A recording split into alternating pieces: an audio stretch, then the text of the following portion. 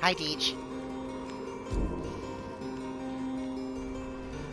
Okay, now where did we leave off?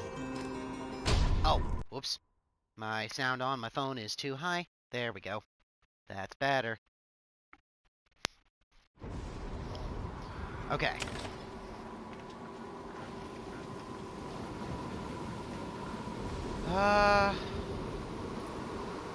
What were we doing again? I forgot. Right, we just got sandalwood. We just finished the ride on the Isle of Calmer, that's right.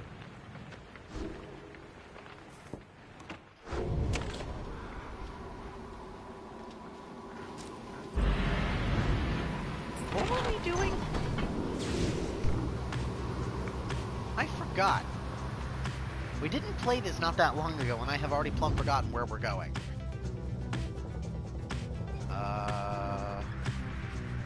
What group is that again?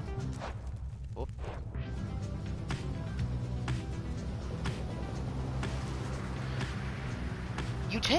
Your flight takes you near to where you breach past the storm wall into the Deathless Tempest. With the climate and the downside intensifying, you wonder if the storm has spilled forth from its confines and started to ravage other regions of the land.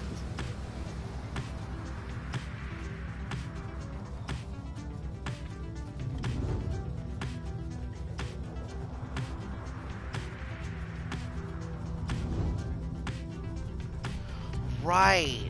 We were going into the Pit of Milliphy, but who were we playing against again? Okay. We can go to the Cold Moat, which is the northern region through the Flagging Hands crossing the massive grave. Wolfred notes a powerful talisman is rumored to be buried on this path. Or, we can go to the Plague Mont. The middle route through the Flagging Hands cuts straight into the Pit of Milliphy. Sir Gilman spots a convenient landing here, where you should be able to pursue your vocations. What are you thinking, Deej? If we do vocations, we're out of opportunities to study the book, which either means we'll be looking for money to buy stuff from Ron, or we're going to help the others level up. So between the talisman or doing vocation... Oh wait, hang on, there's one more. The southern route through Flagging Hands crosses through diseased and withers blades. Falcon Ron may be passing through here with a special offer. I don't think we have enough soul to buy anything from him. The last time we did that, we couldn't sell him anything and we just had to buy it straight out with soul. Which I don't think we have any. So I'm going to say we may want to skip on Ron's offer. I don't think we'll be able to buy it even if we wanted to. So it's either a talisman or vocations.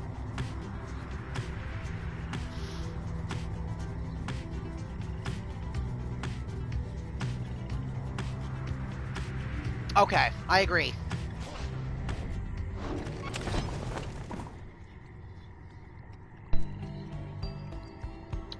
Join Sir Gilman for a routine search of the grounds.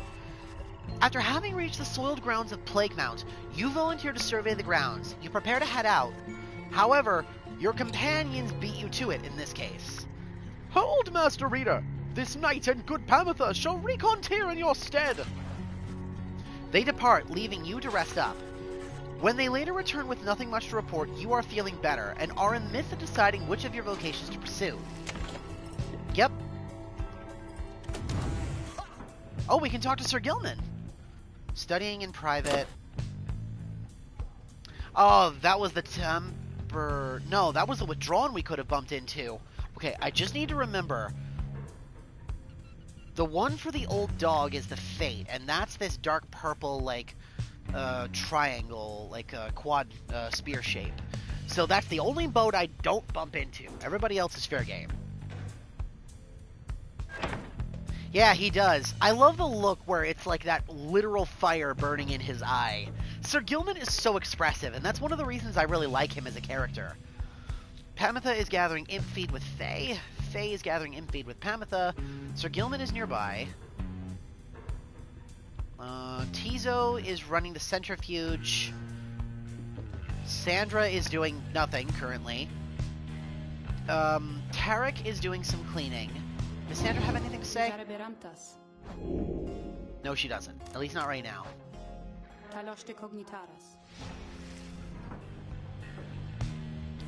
And then Bertrude is skulking in the shadows. Alright, what do you have to say, Sir Gilman? Sir Gilman is training intently when you approach. Master Reader! This knight was so engulfed in memories of the Sea Dominion that he failed to detect your stealthy advance on his position. Splendidly done! This knight would have been vanquished by you, easily! This knight is fortunate to have you as an ally, rather than a mortal foe. His kind routinely clamors from the depths of the Sea Dominion to see greater glory, and perhaps a slightly longer life expectancy within your commonwealth. Such an honor it would be to be assigned the rank of knight, and be conscripted into the front lines of the commonwealth against their vicious winged enemies.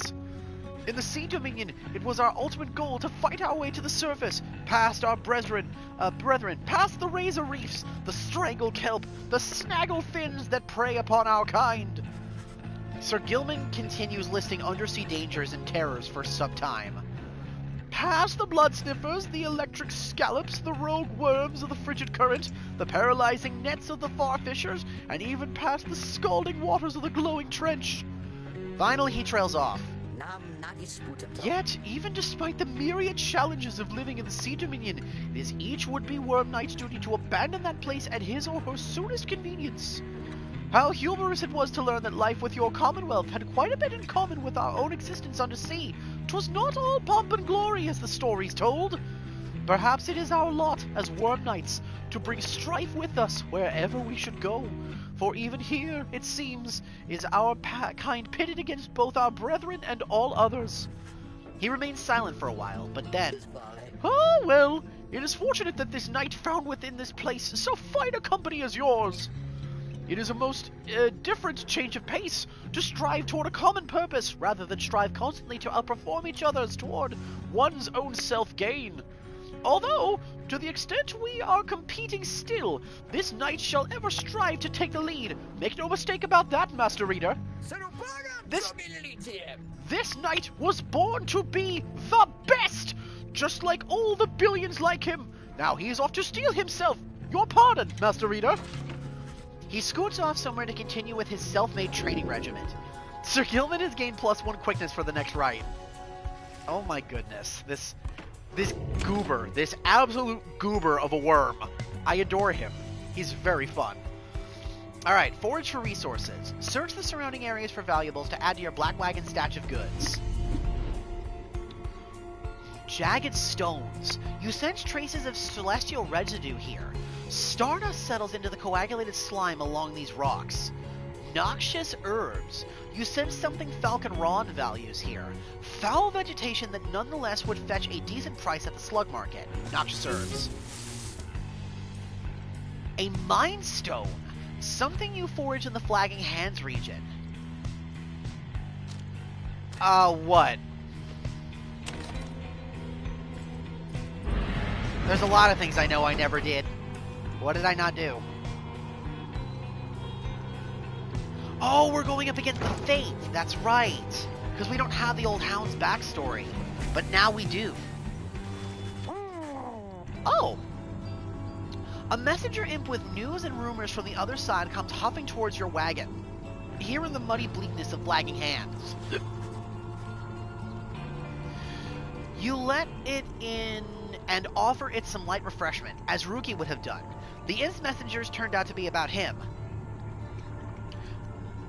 Oh yeah, you're right. I never got back to you on that.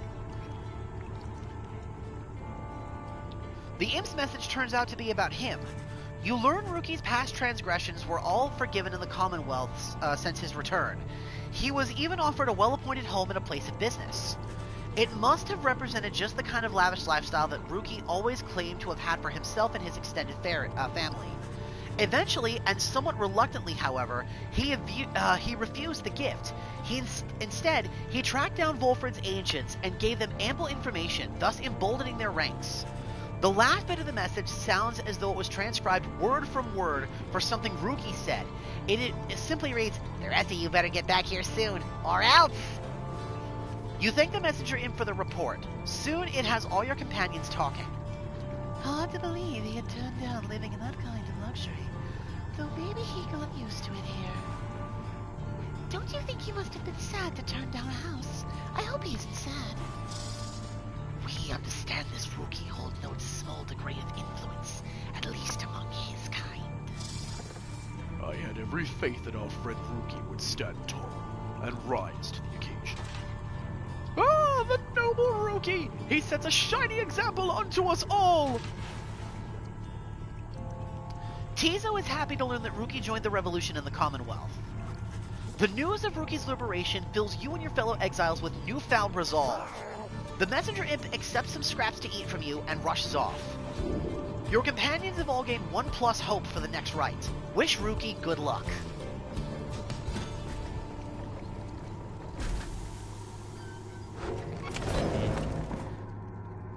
Alright, Ron. What have you got for us this time? Oh, hey guys, let me tell you something real quick.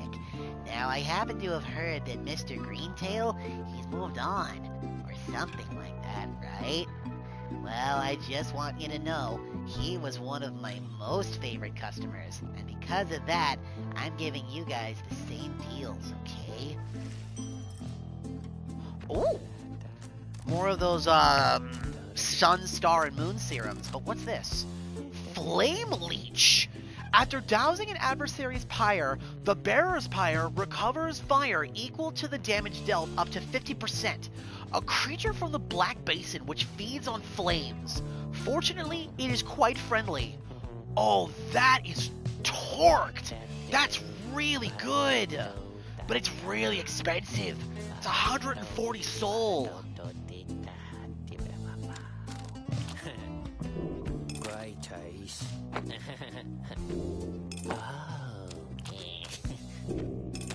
Great taste. We do not have enough, even after everything we sold.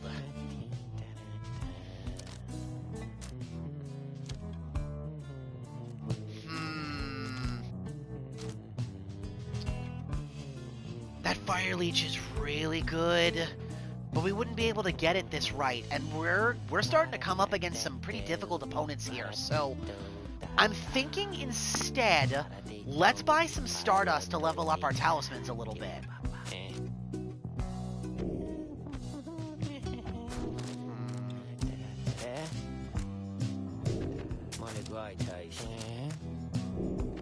Great taste. That gives us just a little under 30. So we can come back after we get some more soul, and we'll see what else we can buy. You are lactose, Poppy. That's how you get a repeat customer there, Dad. You give him a deal.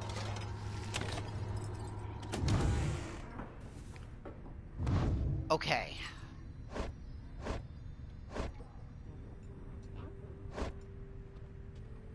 I don't think we can upgrade the Cursed Talismans even if we wanted to. Nope. Okay, so only the basic talismans it looks like we can upgrade.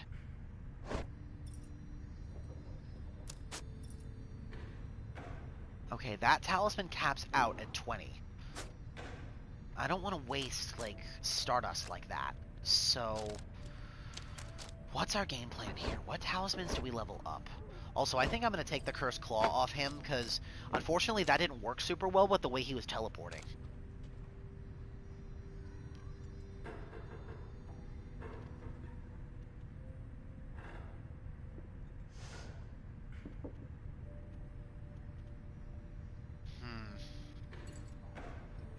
Who are we bringing in this time, Deej? Who do you think should make up our roster? We still need to level up Volfred, but of the characters that we have, Sir Gilman is close to a level up, and so is Bertrude. So do we maybe bring those three? We bring Volfred, Sir Gilman, and Bertrude?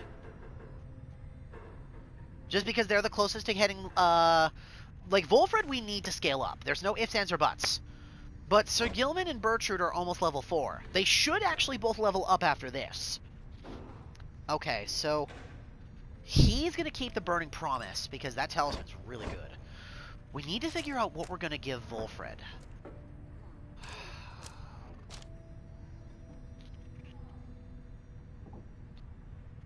The lucrative contract might not actually be terrible for him. Or we could give him the Ashen Coal to level up our fire. We could also give him the Cur's Fang.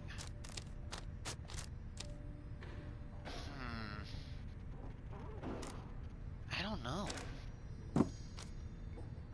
Okay. I need your opinion here, Deej. The Claw did not work very well for Volfred, because the Claw's effect was supposed to let him keep his aura while carrying the orb. The unfortunate part about that is, when he would teleport underground, his aura would disappear anyway. So, Volfred's no good with that. There's 3 talismans in particular I'm thinking of potentially giving him. The Lucrative Contract, which after banishing an adversary, which would be very easy for him to do with his shield, we would get a single soul every time, up to a maximum of 10. That's on top of the Burning Promise that we have for Sir Gilman, which every time he douses a Pyre, up to 3 times, we get 5 soul. So if he jumps into the Pyre 3 times during the fight, we get 15. Every time Volfred would banish somebody with the contract, we'd get 1. If he manages to do it all 10 times, we'd get 10. So that would be 25 soul per match if we do it every time. I could increase that more with the talisman upgrades. The other thing I'm thinking is the Cur's Fang, which would just give him more damage. But his damage is already high, so I don't think we need to do that. The other thing I'm thinking, because we are actually starting to take some Pyre damage a lot, is the Ashen Coal, which would automatically give our fire more points. So I'm torn between the contract for more soul or the Ashen Coal for a safety net.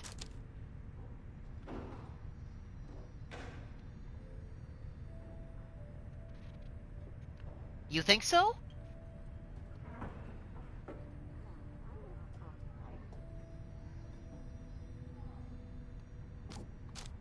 Okay. Then let me go ahead and level up this contract. There we go. So now he can do it a maximum of 16 times. So in addition to the soul that we're going to get from Sir Gilman, if we do everything all 3 times, that's 15 from Gilman, 16 from Volfred, so that's 20... 31, if I did the math correctly. We would walk out of every match with 31 soul, assuming Gilman gets into the fire 3 times, and Volfred is able to banish everybody with his aura. I guess we'll see. We'll see how this goes. Okay. Then Bertrude with her speed increase is what we want, and Sir Gilman has the Burning Promise. Okay. We should be good to go. It would be, but it would require me to actually be good at this. And it's getting tougher and tougher to actually win here. So we'll see how things go, but I might consider actually investing some Stardust into the Ashen Coal for the Liberation Rites. Because we almost lost the last one against Essence. But that's only just because the Harps decided to cheat.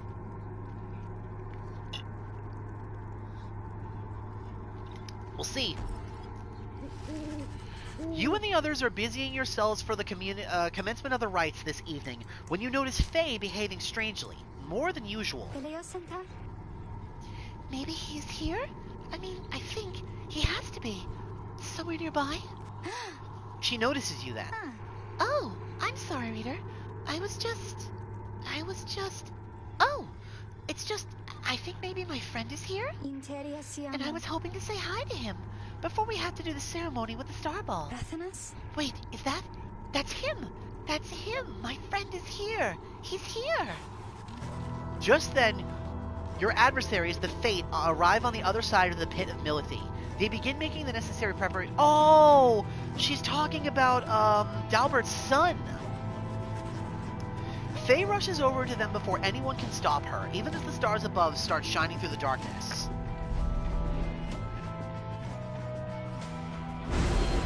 Oh, yep, okay, there's the Titan of the 6 shoulders. There he is. Shaxx 6 shoulders. Your adversaries shall all return from banishment when all are banished. Total bonus if you prevail 3 enlightenment. Star of the Bone Titan. Once slain by the scribe Haoub the Swallow. Actually, that penalty really isn't all that... Hey, baby, you made it! Good timing. We're just about to start one of the matches for the game, so you're actually going to get to see how this game works firsthand. Yay, you're here! What Titan Star do we want to activate for this one?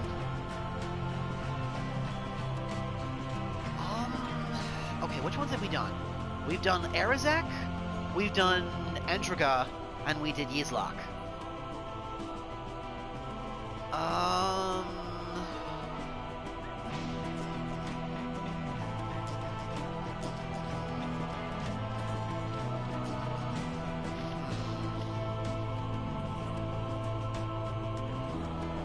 Okay, I think we're going to activate 2 Titan Stars this time. Shaxx 6 shoulders. Shaxx is not going to be hard. And considering we're going up against a pack of curs, I think Lord Gandroth will be fine as well. Lord Gandroth. So Shaxx's effect will only return all of them when all of them are banished. As long as we don't banish all of them, it'll be fine. Then Gandroth only increases the size of their aura. I think this should be fine.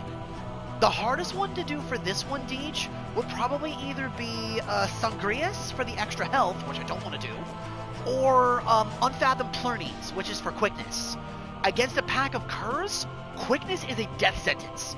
We'll lose. So I think these 2 should be fine.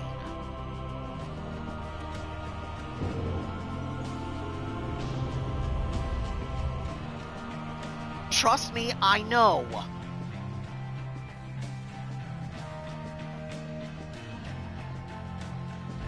Hear me, you exiles of the Night Wings. You are returned once more unto the pit of Melith. Melith, that's how you say her triumvirate name. you stand against shall be the Fate. Whose ever pyre yet burns ere the break of dawn shall surge forward on the path to glory. Now prepare yourselves. Okay, here we go.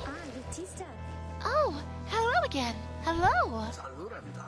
Why, hello indeed, young one. We are the Fate, and once again we hail you, and all the Night Wings. Thanks. I was wondering, may I speak to your son? Why, I do not see why not. Let me see here. Ulmer? Ulmer! Where are you? Begging your pardon, young one, but my son, he is not always punctual, you see.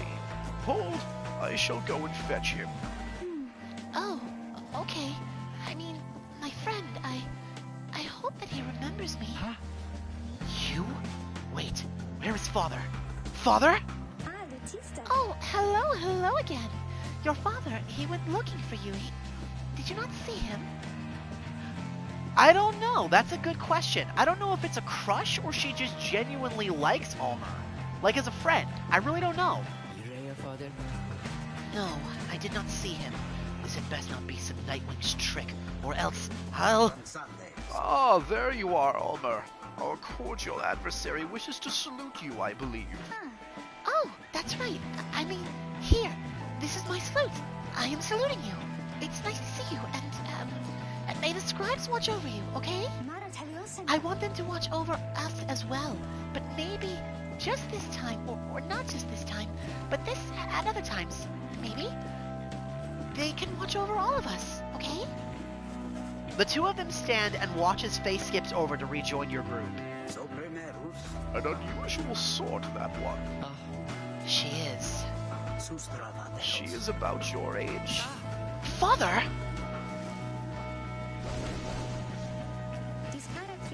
I'm back.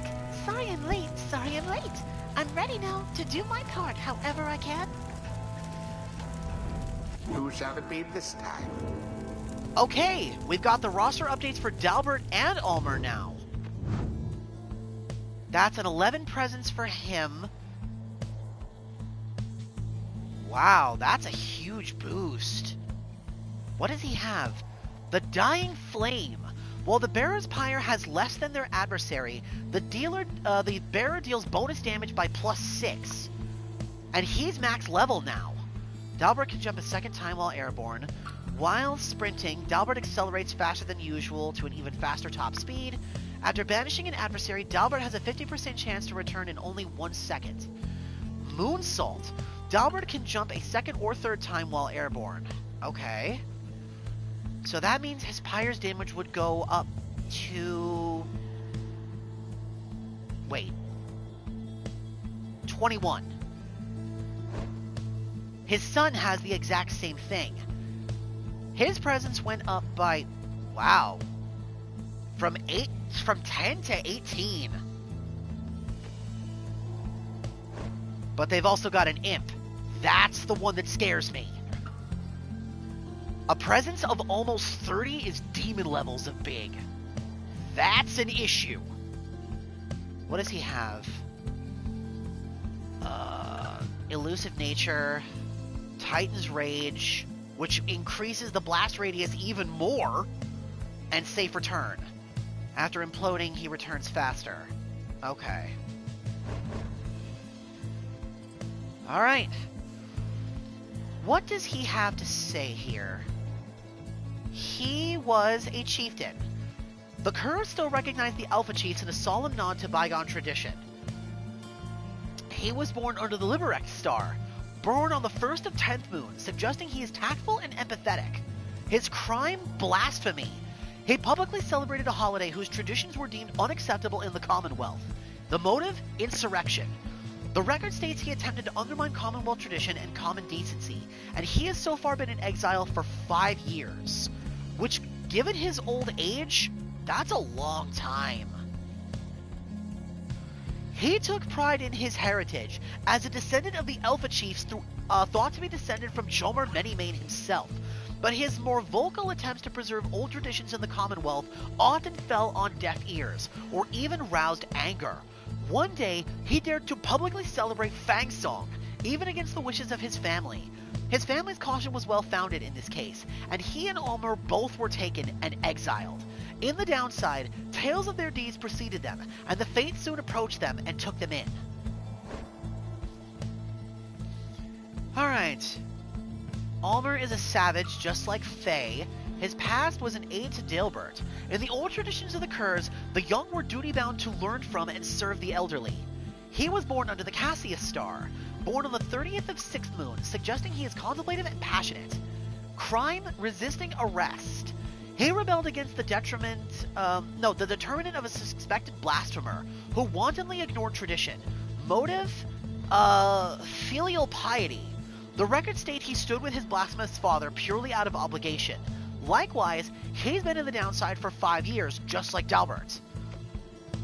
Abandoned as a child, he was found by Dalbert and raised as his son, and taught both the ways of the common ways native folk and the Cur traditions.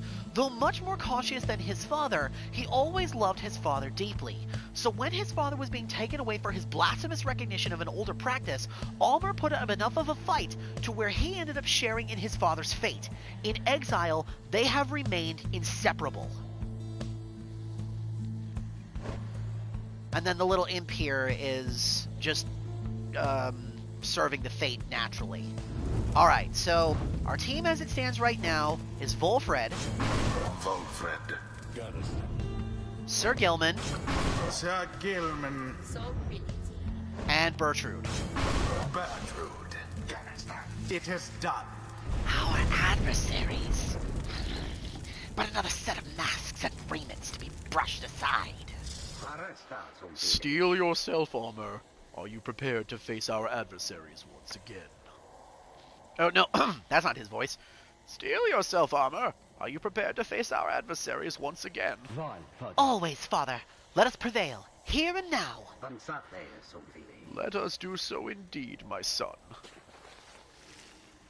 Alright, here we go. Begin. Mine. Crap! Uh-oh. Got it! In honor of the scribes. Whew, okay, good start.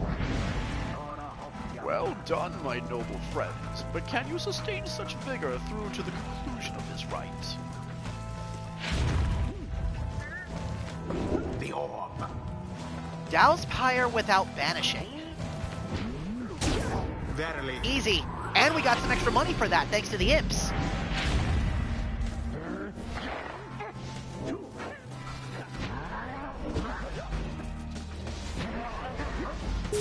The orb.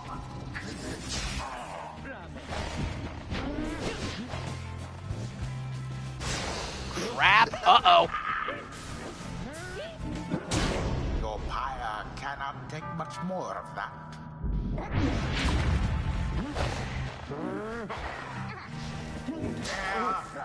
Damn it. Uh-oh.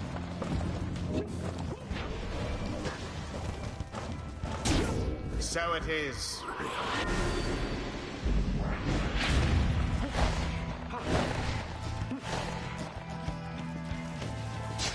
Woe is you. Crap-oly. Uh-oh. Such a display. That's not good. Oh.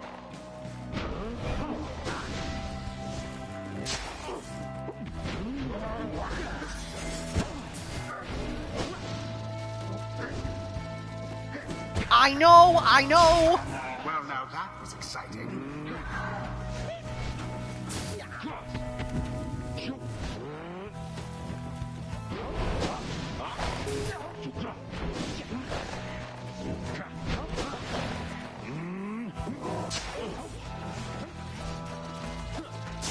Another banishment. That Gertrude's faster than she looks. Your victory's at hand. Now.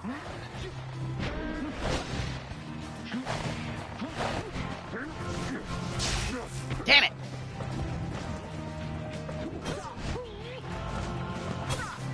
Oh, boo. Got it. It is done. Woo! The Nightwings prevail. Alas, that their adversaries failed to stop them. The ceremony is complete. Wait, I'm sorry. I just wanted to apologize, I think. Why, young one, you must not say such things. You are one of the Nightwings, the most envied of all triumvirates. We aspire to your greatness and your legacy. Father, please no more of this. They have prevailed. We need not grovel at their feet. Almer, is it Almer? I just had a question. Ask quickly, and then go about your business. Oh, I just, would you be my friend? Huh? What? I was wondering if you would be my friend, because I don't have a lot of friends, and you are brave and gentle with your father, so... I shall see you in a little while, my son. What? The scribes, were they not friends? I choose to think they brought us here, to be closer together, not to be apart. Aww, Always is there Faye, you greater little cutie. knowledge to be gained. Yes! Sir Gilman's not as foolish as his lowly kind is wont.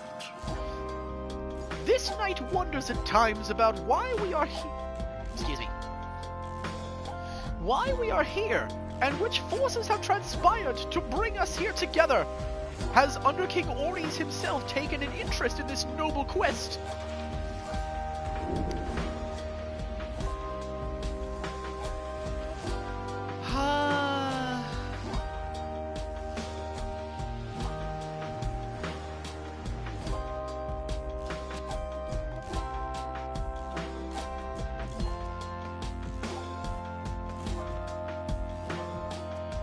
Avenging aid.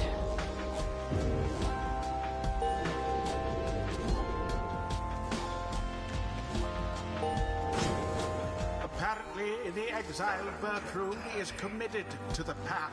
This land was so rife with eldritch knowledge, long forbidden in the Commonwealth. We shall learn. We learn the stuff of fear itself.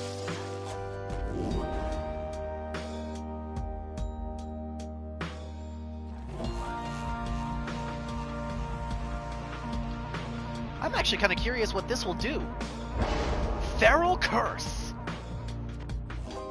Until the stars align.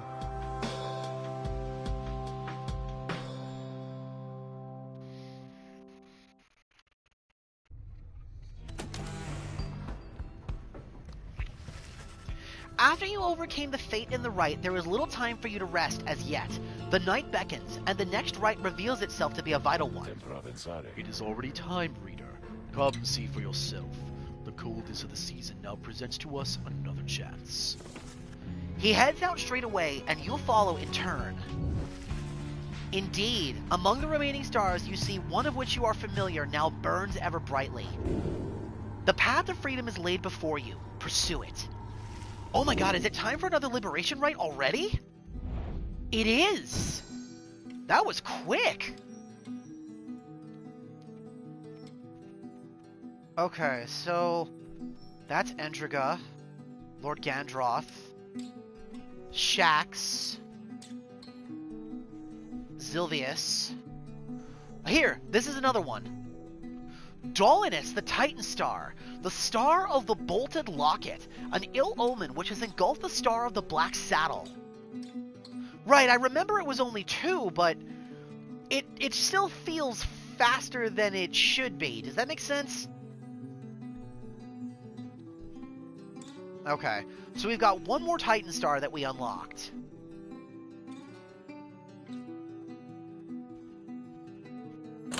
What have we got here now? We're at 60%? Yep, our opponent this time is the Dissidents, so we're facing Barker and his pack this time. Aldium, the 13th of 12th moon, 8:37 AS.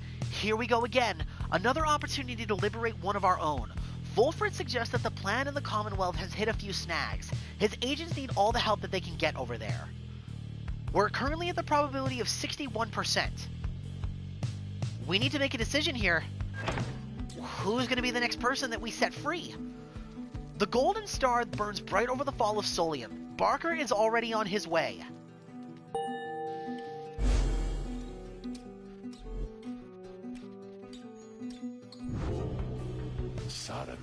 Already are the Nightwings summoned back to Mount Alodium. Picture the rites as a wheel broken free from a black wagon. It is turning uncontrollably, and soon shall reach a sudden stop. We should have several chances left for someone to go free, either us or our adversaries, but not both. What is at stake each time is further complicated now, I must admit, knowing we have so few opportunities remaining. Those whom we send back into the Commonwealth, should our plan fail somehow, they may look back upon their exile with fondness. So, returning to the Commonwealth is not inherently a mercy, I don't think. Moreover, there are also those among us whom we count on to prevail in the rights. We need them in the Nightwings just as much as we need them in the Commonwealth. We cannot simply grow our numbers here, given the circumstances. And so, who stays, who goes, these choices affect us all. No pressure there, my kid. Thanks, Wolfred. Now, I don't know about you, but I shall go and take my leave for now. Let's set forth again at daybreak. Alright, 2 more pages for the book. Oh, hi, Faye. Let's read the book first. We've got 2 more of the Star Titans here. Lord Gandroth, in the words of Under King Oris, the Cecil Janur, a warrior of surpassing strength, Golthonian. Single-handedly, he slew the Serpent Titan, Gandroth, which envenomed downside prairie verdant plains. Master General Golthonian, he was undeterred by Lord Gandroth's myriad attacks. His lashing tail, it hurled rocks the shape of swords, and thrice as sharp. His eyes reduced brave folk to mewling babes. But Golathonian stood tall and brandished his tower shield, and sent Lord Gandroth's fury back into his monstrous countenance. Now, Lord Gandroth takes the shape of a stone ridge, conspicuous, and now as well you know the full unguarded truth about his fearsome past and Golathonian's glory. Islock. Here it is. Sax Six Shoulders. In the words of Under King Oris, the Sea Soul Janur, much can be learned of bravery from the tale of Haub the Swallow, the imp who alone felled the muscular and altogether terrifying bone titan called Sax Six Shoulders. Six Shoulders sat listless, his appalling frame refusing to be budged. None dared approach the withered fiend, whose plague had spread half across the valley floor. Undeterred, Haub sprang into action, whilst we but watched. The little one, he flew into the gaping maw of Shax, and launched himself inside the monster's throat. Shax then began to cough and cough and cough, until the valley shook. Six Shoulders breathed his last and fell. His putrid flesh then fizzled and was gone, yet our imp friend remained. Oh my god. He killed that colossal titan by lodging himself into his throat like a massive hairball, and he just choked to death. What a terrible way to die. That's awful.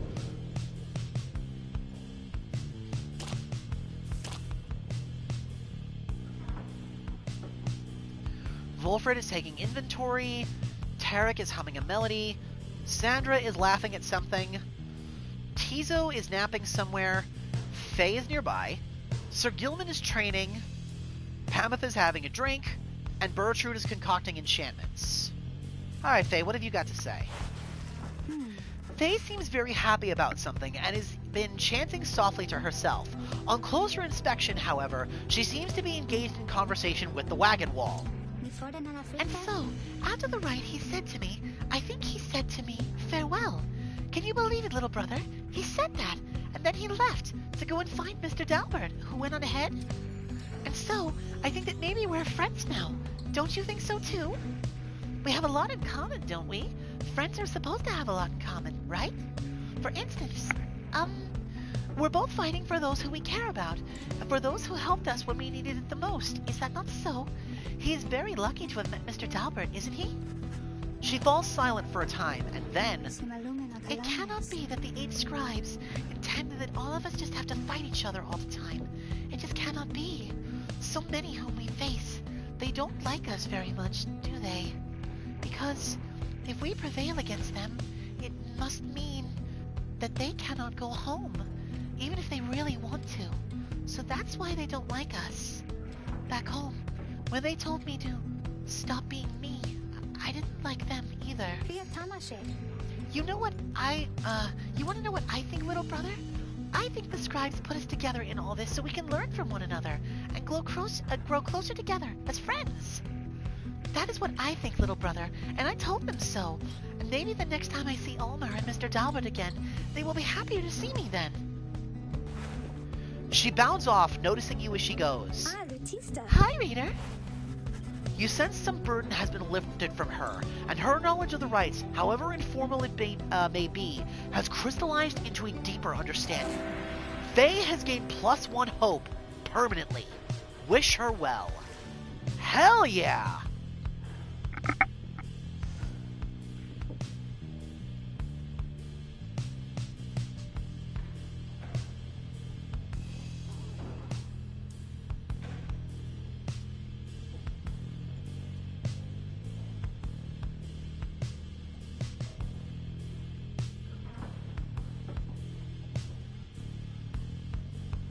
Sorry about that. Had to adjust something. Sandra, have you got anything to say? Nope. Alright. Let's continue.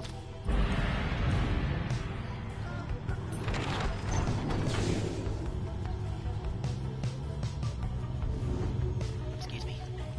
Oh? That must have been a howler I just took out.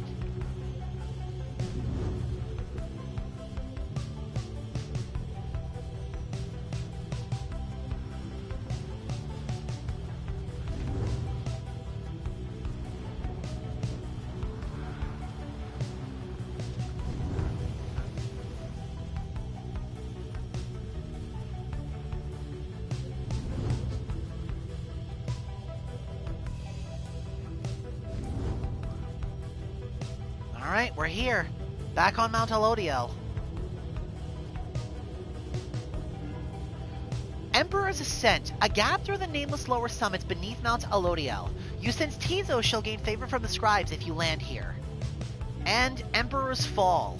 A pathway on the outskirts of Mount Elodiel's nameless lower summit. You sense Volfred shall gain favor from the scribes if you land here.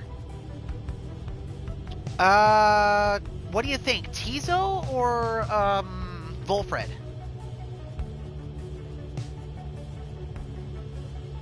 I'm leaning more towards Tizo myself. I don't think we're gonna take Volfred into this into this liberation rite. He's too weak. I hate saying that, but he's... Really? You think so?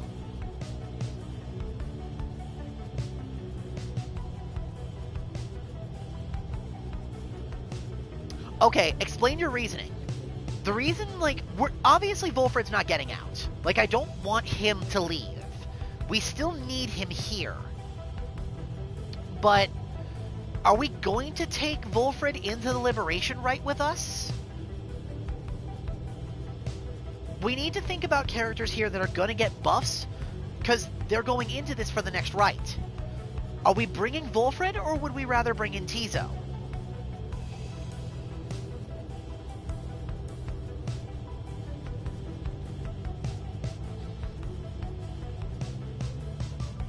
Okay.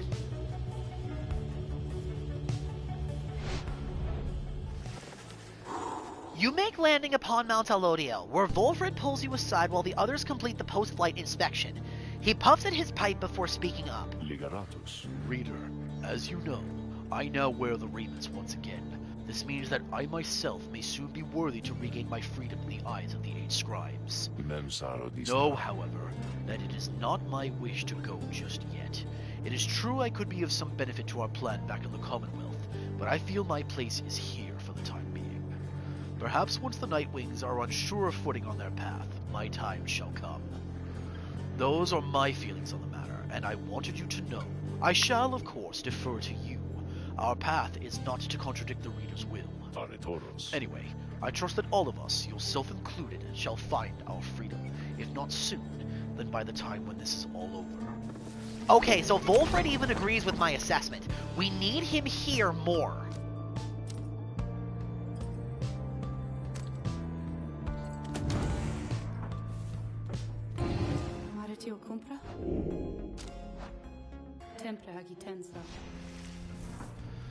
Tizo is teaching the drive imps. Faye is prancing. Sir Gilman is consoling Bertrude about something. Bertrude is being consoled by Sir Gilman. Hamatha's flying. Volfred is nowhere to be found, and Tarek is strumming a tune.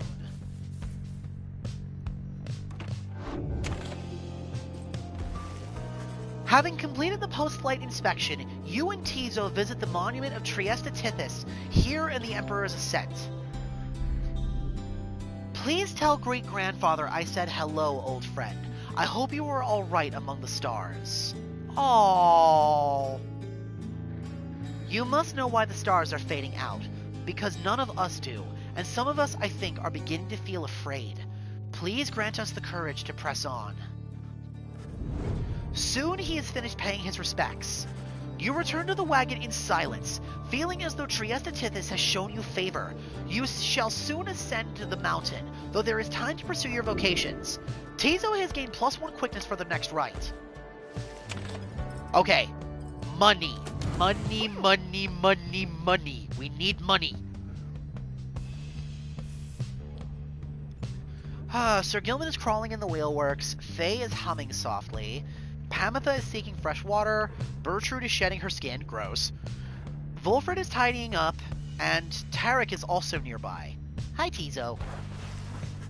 You observe Tizo rummaging around the black wagon as though in search of something. He notices you there and rushes up to greet you. Tizo is glad that you are here. He was just reminiscing about the old times. But just as quickly, he resumes his search. Tizo is looking for something a former exile of the Nightwings once gave him. He is growing frustrated that the object he seeks is nowhere to be found. You almost do not notice the lone minstrel approach. I am afraid that it is gone, Tizo.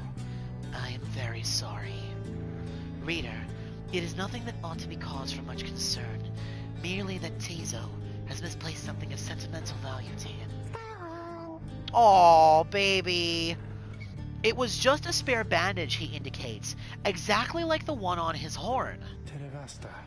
Tizo here has had many adventures with the Nightwings. Is that not so, Tizo? He squawks in approval. Those memories shall always stay with you. Is that not what matters most of all? He confirms that as well. Then please do not worry about yourself. Then please do not worry about yourself. Damn it! Then please do not worry yourself about it anymore. It is a symbol of a distant past, besides.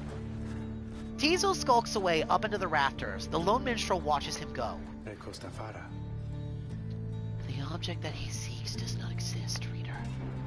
Tizo searches for it from a fleeting memory of his days with the Nightwings in the past. He performed the regular duties of other drive imps at first, but soon distinguished himself. I was none too surprised. He was clearly special. He had grown close with the other members of the Nightwings when misfortune fell, and the Triumvirate fell apart. Perhaps Wolfred has revealed to you more of the details. As for Tizo, I feel he must make peace with the shadows of his past somehow. Perhaps then he shall cease searching. You need not worry for him, of course. He is resilient, and shall always serve the Nightwings well. You might say that he was born for it. Begging your pardon, reader. The lone minstrel excuses himself in a polite way, leaving you to consider what he said. We got Tizo's bio update finally. His was the last one we were missing. Of the crew we have... No, we don't have Bertrude's yet either. Okay, let's see here.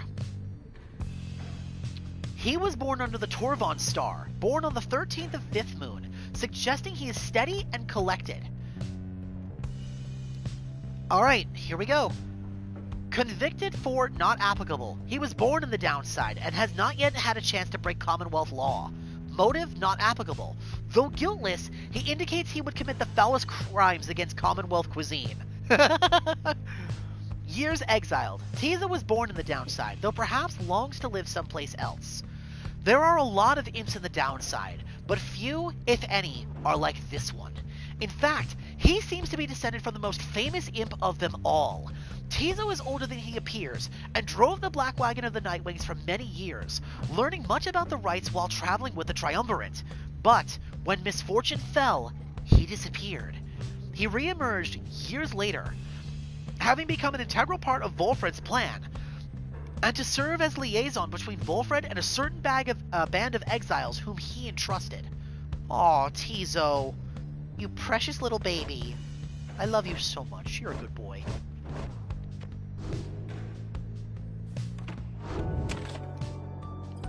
Money.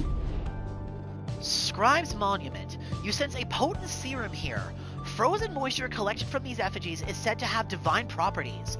And the Frozen Hills. You sense something Falcon Ron will value here. The frost-covered surface of these perverse items. Waiting to be discovered. Discarded Antique. Something you foraged on Mount Elodiel. This can be sold at the Slug Mart. Yes, please. Wait, hang on a minute. Oh, weird. Huh.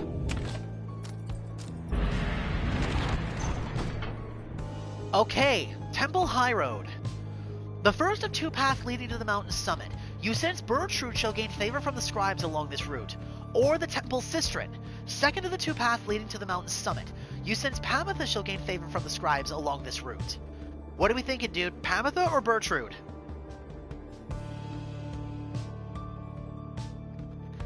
Which, by the way, baby, if you are still watching, please feel free to chime in.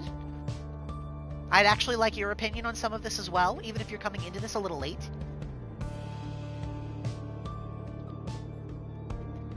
Pamitha, you think? Okay. Pamitha's actually been pretty instrumental in getting the rites done for us, because her shield aura is really good.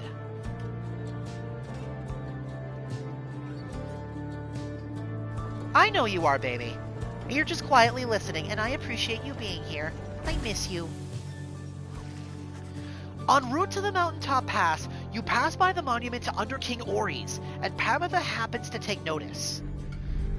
I have to hand it to you, Pamitha. You've a real gift for getting yourself into one bad situation after another. Now here you are, praying to the dead to bring the stars back. Is that it? Maybe you'll get out of here this time. Things might be even worse back home. Soon she finishes paying her respects. As you prepare to continue your ascent, you sense that Under King Oris has shown her favor. Pamitha has gained +3 glory for the next rite. Oh, that's really good.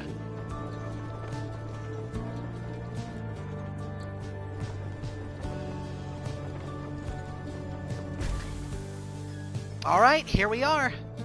Give me a second.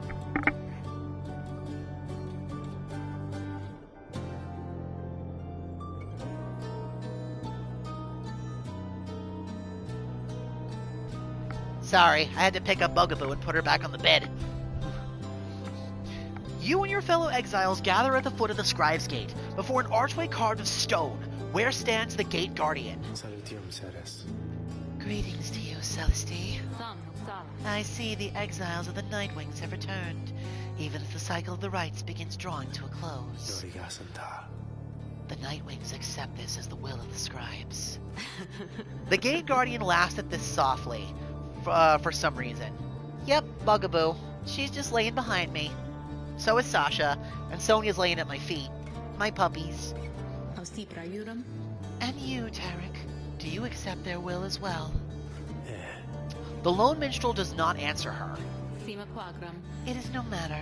Now, Nightwings, each of you, come forth and state what it is that you seek whilst crossing the Scribe's Gate.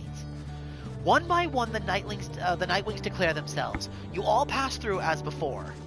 When Volfred takes his turn, Celeste stops him. You, I see you are wearing the raiments once again. Explain.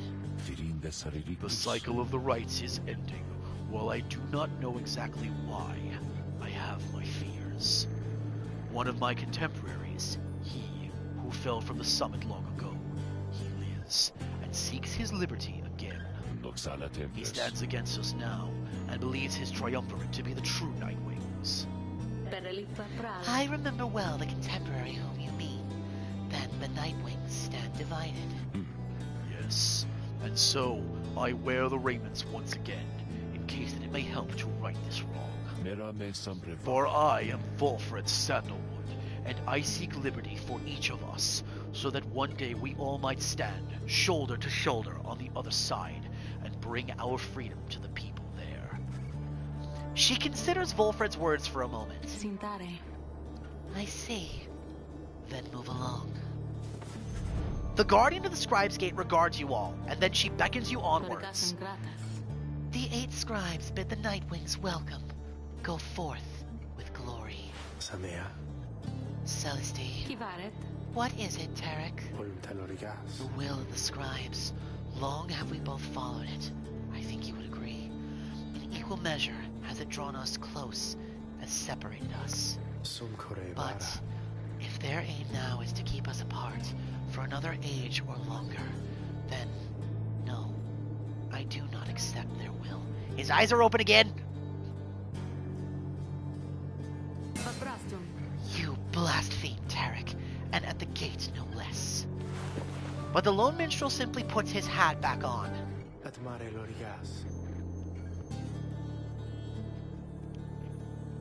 Hello.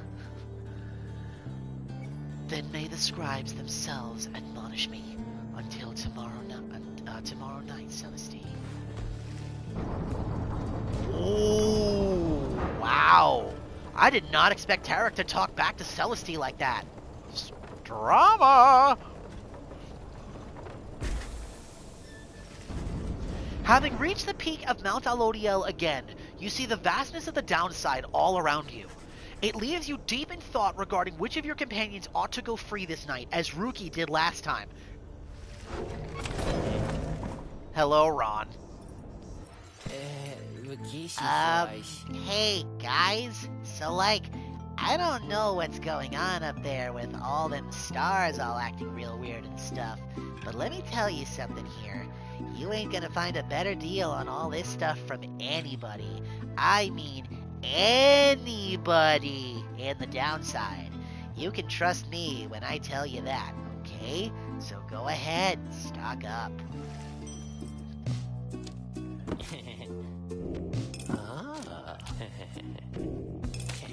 Nice! We have 169. Nice. And we've actually got some spending money for a change, which feels pretty damn good. Now, what do we want to buy? Stardust seems like the pretty obvious one, but I don't know.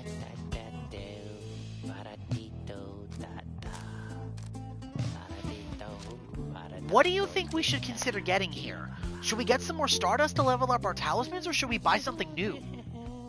Yes, haha, that's the joke. That's why I said the joke. Haha, funny number. Haha.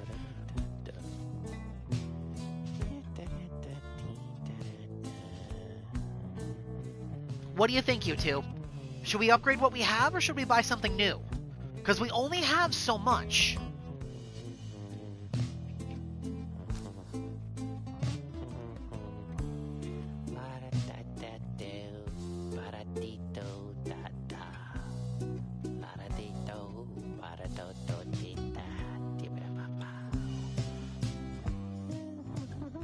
So we're just gonna buy the Stardust? Sounds good to me.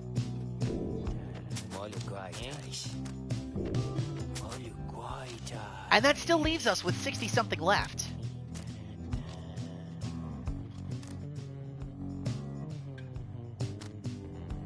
Which isn't enough to buy anything really good, but still. Thanks, guys. Good luck on that thing you're going to tonight. Hello, Volfred.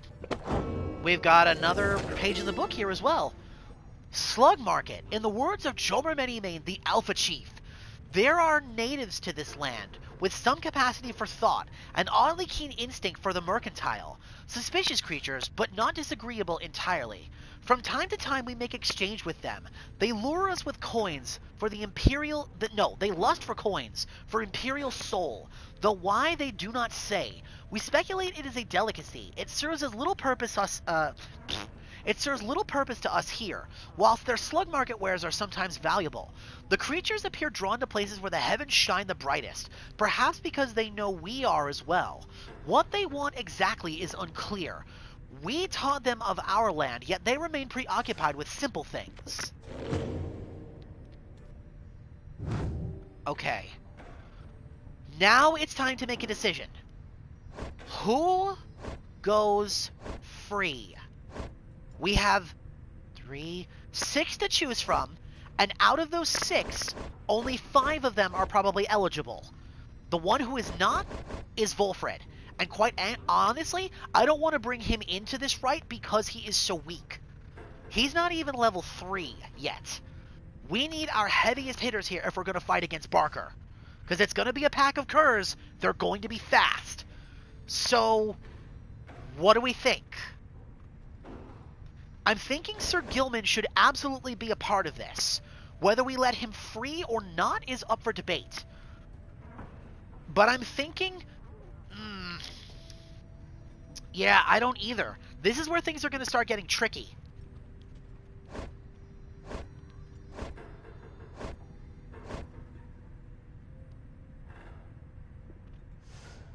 Okay, Sir Gilman, Pamitha, and Tizo, since they're the ones that got the buffs. That makes sense. But of those 3, who are we sending home?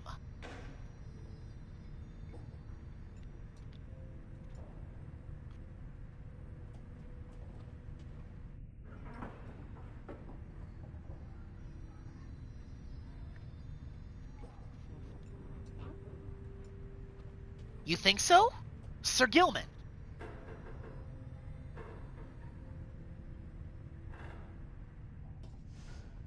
I'm hesitant, honestly, to let Sir Gilman go, because every time we've had him here, he's been our ace in the hole. Because you don't outspeed him. The only one who came close was Ruki. You think Pamitha? I hesitate on that, too. When we do bring Pamitha out, she tends to be one of our linchpins. But we have to choose somebody. So, of the people that we're bringing in, Tizo, Sir Gilman, and Pamitha, Pamitha might just be the best bet. Yeah, I think so. Alright. Then, okay. We need to figure out what talisman we're going to upgrade this time. Wait, what the hell am I talking about? Of course I know what we're going to upgrade. We're going to upgrade the Ashen Coal. There we go. 21 additional flame to our pyre. That should be enough to take a hit from something. That being said, rather than the Thorn Knot, I'm going to give the Ashen Coal to Pamitha. The loss of her aura is going to be a little sad, but we need the extra hit points. Sir Gilman is going to keep the Burning Promise, and I love Haloub's Wing. It makes it way easier for Tizo to do Tizo things. So, that stays.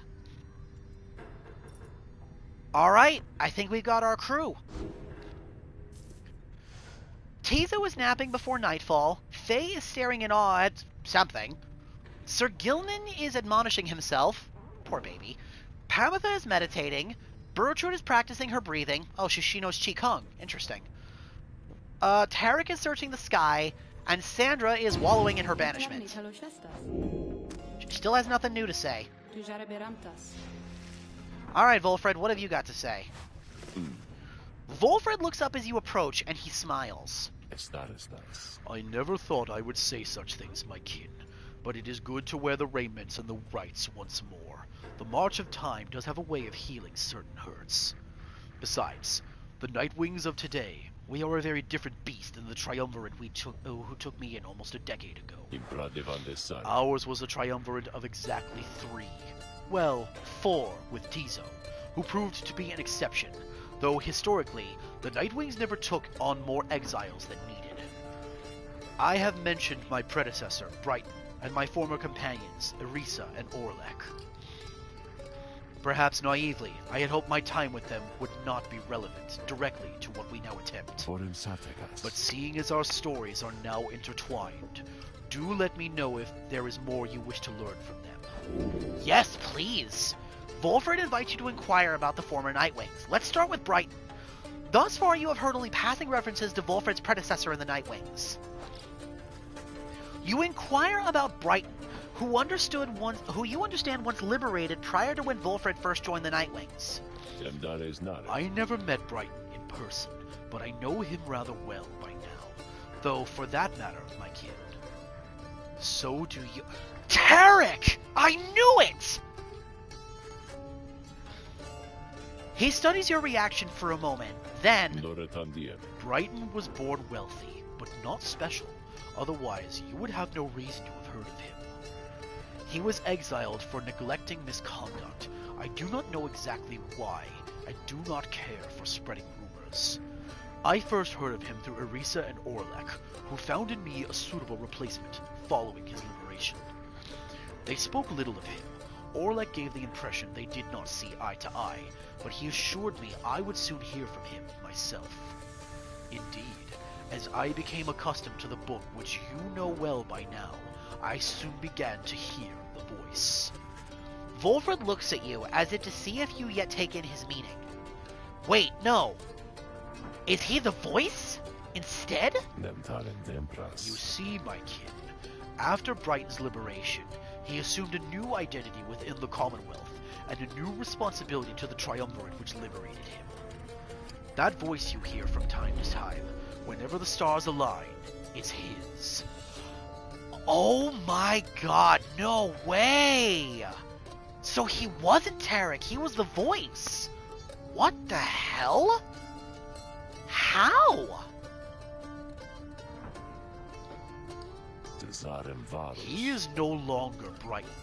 He is now none other than Archjustice Androbolus the 11th himself. the Grand Judge and figurehead under whose watch the Commonwealth is governed to this day. Those who violate the law of the Commonwealth face sentencing of the appointed Archjustice. Liberated exiles retain certain burdens to their old triumvirates.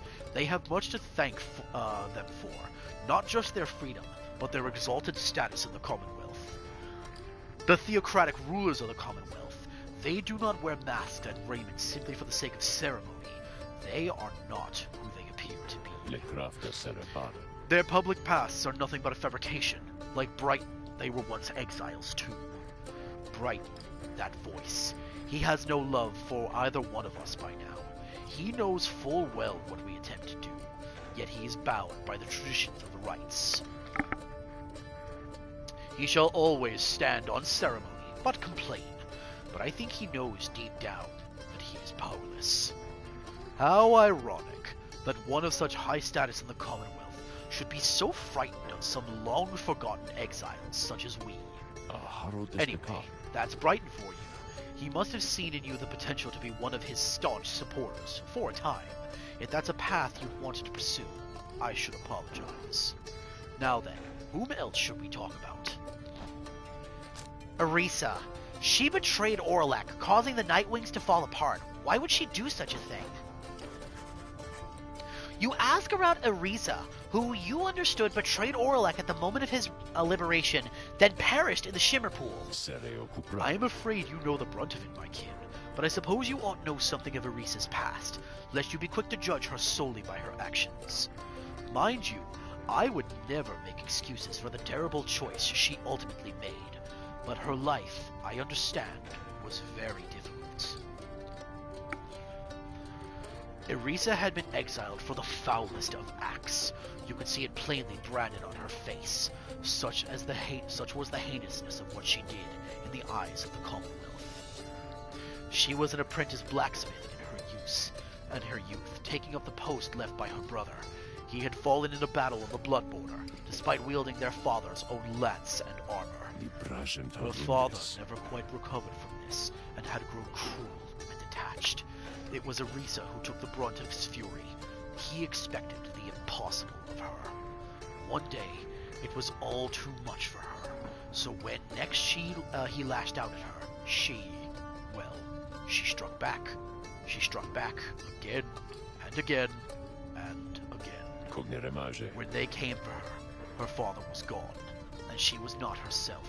She was promptly cast into the downside for the crime, where her hatred for the Commonwealth only grew. Arisa always was intense in her demeanor, haunted by her father's memory. More than that, her chief motive for wanting her freedom back was, in hindsight, not a healthy one. She longed to join our nation's enemies, to build for the Highwing remnants a great siege engine that could shatter the defenses of the Commonwealth and forever end our feud. What she ultimately did to Orlek, it was an act of pure and thoughtless desperation. I do not think that it was simply evil, nor do I think that it was personal. I often wondered, though, if, in her final moments in the Shimmer Pool, she understood what she had done and the depths to which she had fallen. For years, I must admit, I hated her, but now my only hope is that she found a peace untenable during her relatively short life in the downside and the Commonwealth. Furthermore, I hope the life of Arisa offers some perspective yet to those of us who have not made the same mistake. Now then, is there something else? Orlek, the demon whom we met. What was he like before? Were he and Volfred close? You ask about what Orlek was like when he and Volfred first became acquainted. Volfred remained silent for some time. I was very, very sick, you know, when I first landed at the downside. The long trip down the river must have been a little too much for me. It was Orlek who found me. He could not have known of my capacity to read before he revived me. He was a physician, intolerant to the sight of suffering of any kind. Not just any physician, mind you, a gifted, highly decorated one. He served on the front lines. Back then, skirmishes erupted frequently, and those such as Orlek, they had to deal with many casualties on either side. In time, he grew to be repulsed by what he saw. This sowed in his heart a yearning for an end to all the bloodshed, so he tried to use his status to negotiate a treaty with the Highwing remnants. It must have gone about as you'd expect.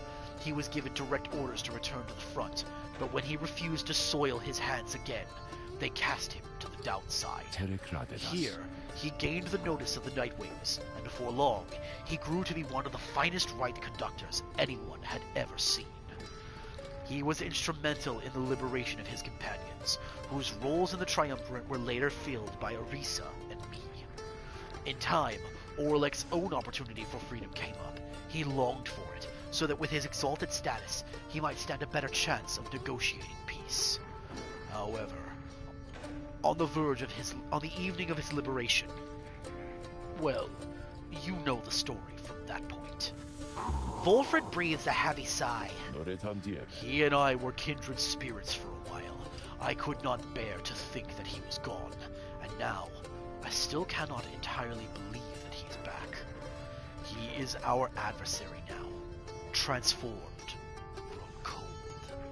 Still, part of me is happy that he lives. Make no mistake, of course, I shall not be swayed against our plan, not by Orlek or anyone. As I have said before, we share a higher calling now. As for Orlek, he wants his freedom still, although I wonder if he still remembers why. Anyway, was there something else, my kin? Bid him farewell. You do not wish to drag up any more of Volfred's old memories for now. You bid Volfred a good afternoon and leave him with his memories. My pleasure, reader. Reflecting on the past from time to time helps demonstrate how far we've come, yet how much further we have yet to go. That was a lot of heavy exposition. Alright, here we go. Once more you have gained the fall of Solium, where one among you may go free. But first, you shall have to prevail against the dissidents in the liberation rites. Reader, your companions are gathered there under the fall. They shall be counting on you. Indeed. As the cycle of the rites turns ever faster, so too is our plan set in motion. My agents of the Commonwealth are beginning to cause a bit of a stir out there, and word has reached high places that the rites are ending. This is our chance, though let us not despair should victory elude us here. We shall make the most of whatever the scribes may have in store for us. That is to say, good luck, my kin. It's time. Here we go. Another one has appeared. Dullness the Locket. Your adversary's pyre shall recover up to 5 each time they douse yours. Star of the Ash Titan, once routed by the 8 scribes in the Black Basin. Here we go. None of the Titan stars are active, so I just want to make sure. Yep, we're good. Okay.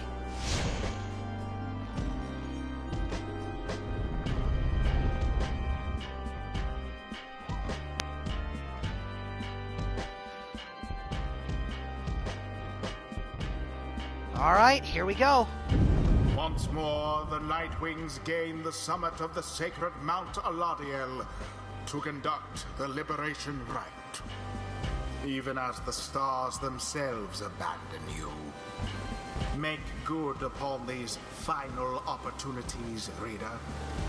This glorious age-old tradition coming to an end upon your watch.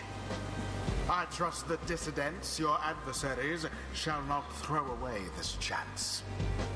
Choose now who may go free, should they unfortunately fail. The pyres burn, and each of the triumphants is present and prepared. I concur. The pyres burn, and each of the triumvirants is present and prepared. Then, anointed one of the dissidents, come forth now and declare yourself. and pay any respects you may have unto your adversaries, the Nightwings. Barker bursts out from some hidden corner, laughing as he paws at his mask. A real pleasure it is to be here, mates. Truly, Barker Ashpaw. Call me Barker, though, all right? By the by, it was a real pisser getting here, you know. Begging your pardon, Barker Ashpaw, you thusly speak upon the summit of the sacred mountain. Oh, I'm so terribly sorry to offend you there, lassie. I forgot we got the stars above there to make me watch my language. Now let's get one thing straight here, lassie. I don't give a bother for your sacred mountain, so you take it and you shove it. Me and my pack, we're just here for the laughs, you got that? The other side ain't any better than this one. We ain't interested in our freedom. But just the same, we're gonna take it. Take it from these wee little babes, they're so antsy for it. You hear that, you Nightwings? You better put up a good fight here, or I ain't gonna be happy. Understand? Then he shoves his mask back on. Right, come on. Let's hurry up and get this damn thing started.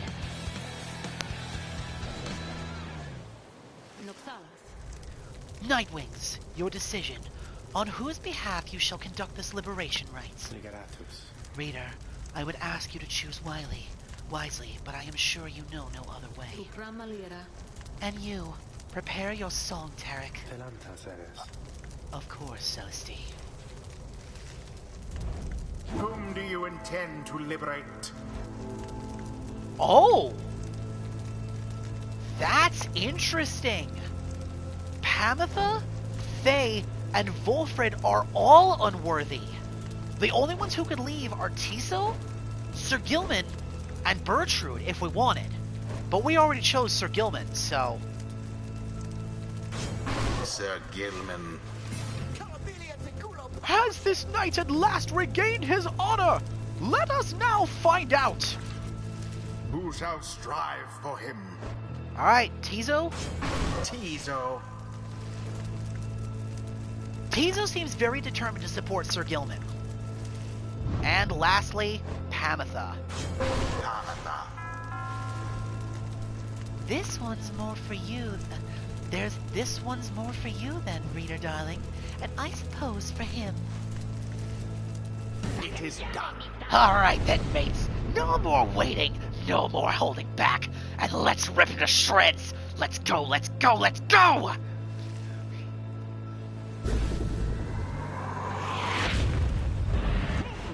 Commence.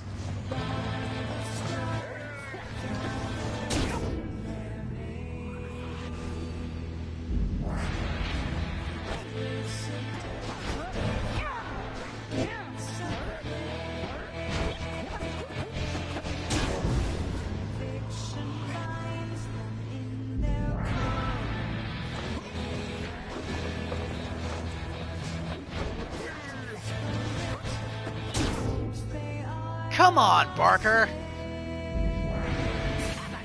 What in the... Alright, mates. Something's gone right funny with that orb, as I can tell. Better laugh it up while you still can, aye? Indeed, something strange seems to have happened to the celestial orb. It shudders now, as though possessed of some chaotic power as your adversaries.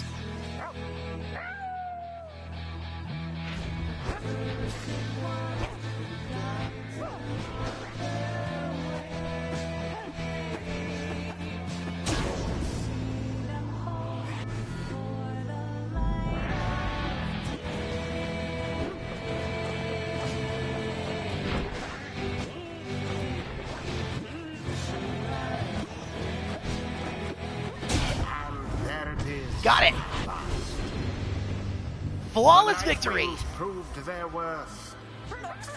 As for Sweet. their adversaries, they did not. Piss off, Barker. That Thus one's for Rookie. ends the liberation rite. And thus, the scribes have chosen the exile appointed by the Nightwings shall be free. Nope. Absolved of all misdeeds. Return to glory in the Commonwealth. His adversary and all others shall remain to carry out their rightful sentences. What a joke! Here I was thinking we were gonna make him cry after all this. Come on, mates. I've had it with this stuck-up place. Let's get out of here already, eh?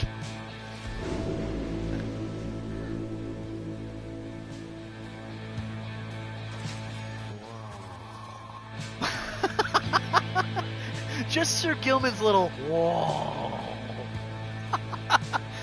I'm gonna miss this little guy. Sir Gilman stares at nothing in particular. You sense he is still taking in what has transpired and what it means for him. So then, this night, he is to be free? He is to be free? Nay, but that would mean... Why? That would mean his honor is restored. One cannot go back unto our commonwealth by any other means.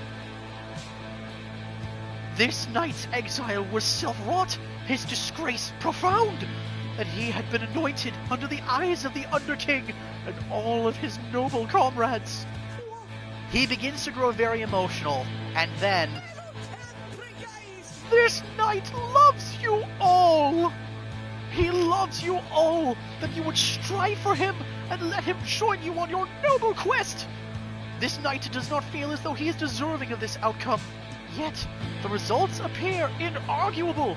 Even now, this knight is drawn into the Shimmer Pool. Our time grows brief. Therefore, know this, beloved friends. This knight shall ever strive on your behalf there in the Commonwealth. Though his honor may have been restored, his true journey only now begins. And so, good friends of the Nightwings, this knight must now bid you farewell. However, the bonds we have formed together shan't be broken by mere distance. Nay! Strive on, good friends! Strive on! You can still hear Sir Gilman as he vanishes into the Shimmer Pool. If this lowly knight could have achieved such glory, surely can you all! For now, farewell! Farewell! Sir Gilman has earned back his freedom. Sir Gilman is set to return to the Commonwealth and leave the downside forever. May he return in glory. Godspeed, Sir Gilman. The 8 scribes are watching from afar. By their grace, may the cycle of the rites keep turning for as long as possible. I'm not gonna lie, I almost teared up a little bit at that one.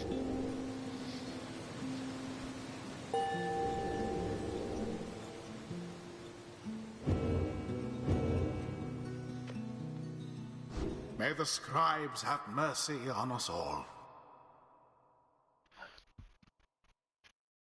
The stars continue fading. Your chance to liberate your fellow exiles may continue, but it is fleeting. You return to the wagon after having prevailed against the dissidents in the liberation rite. Tizo wishes Sir Gilman a safe journey home. At least someone got out of here. You succeeded in liberating Sir Gilman, who has returned to the Commonwealth in glory. He is a once proud knight of the Sea Dominion on a self-made quest to regain his honor. He has regained his freedom in the liberation rites. We have but a few such liberation rites remaining. Exactly how many, I do not wish to speculate about as yet, until such a time as we can better say for certain. Under no circumstances would I suggest this is ideal. However, it is an opportunity enough that our plan may as yet succeed. Although, all these setbacks, I fear. Wolfred trails off and falls silent. Some of the others exchange looks. They are beginning to understand. With the rites soon ending, everything which Wolfred has sought, both on his own for many years and now with all of you, all of it may have been in vain. The hush spreads to the others, but not to you. You then proceed to do something that none of them expect. You raise your voice. Each of your fellow exiles turns to you, their expressions asking you a question with no easy answer. What are we going to do? As you meet Bertrude's gaze, the words for the occasion begin to crystallize in your mind. You are searching to find the right words as your fellow exiles are looking to you now. Search for the words to say to your fellow exiles. Interact to consider a different angle on this.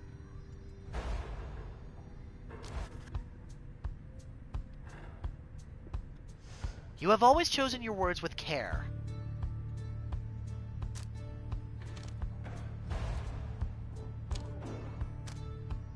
Oh my gosh.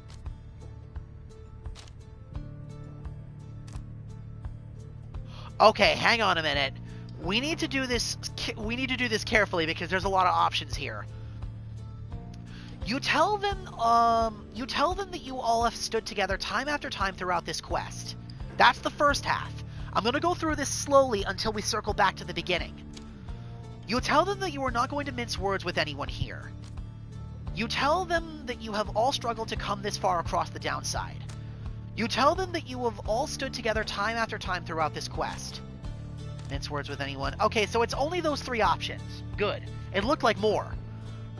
Then the back half is, and we are now poised to seize upon a glorious opportunity, and think only a hollow fool would turn back now, and are now poised to seize upon a glorious opportunity. Okay, so, of these three... Oh, I see! Depending on which of the front half you choose, the back half changes. Okay. So then the other front half here is, you tell them you're not going to mince words with anyone here, because by now each of them knows each other well. Or, as that would be a grave disservice to the group. Then if we choose, you tell them that you have all struggled to come this far across the downside, through the many challenges which you have faced, only to reach this low point in your journey. I kind of like how this one sounds. You tell them that you have all struggled to come this far across the downside through the many challenges which you have faced, highlighting the fact that we've done, a lot. Why the hell would we be discouraged when we've gotten this far? What do you think? I kind of like how this sounds.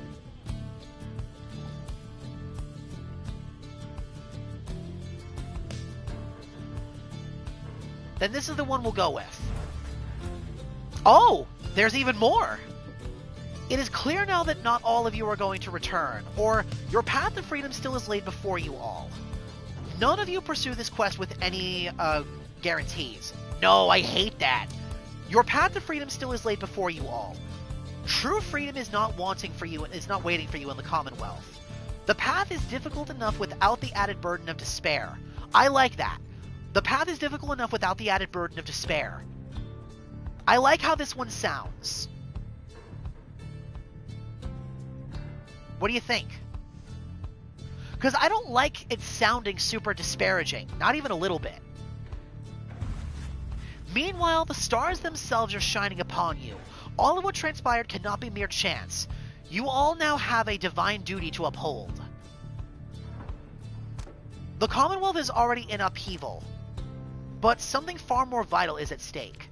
Now, I like this. Meanwhile, the stars themselves are shining upon you. All of what transpired cannot be mere chance. They would spur you on to greater feats. I like how that sounds. You now all have a divine duty to uphold, or glory awaits if you can persevere together. I like this. Glory awaits if you can persevere together. I like how this sounds. What do you think? Tarek's eyes are open again. You all stand poised to ensure the world you leave behind for your loved ones, for each other, in a world worth living. Now is the time to stand and fight the forces that oppose you. You have this opportunity to live with purpose. No, I like this one. It's either... No, I like this. You all stand poised to ensure the world you leave behind for your loved ones.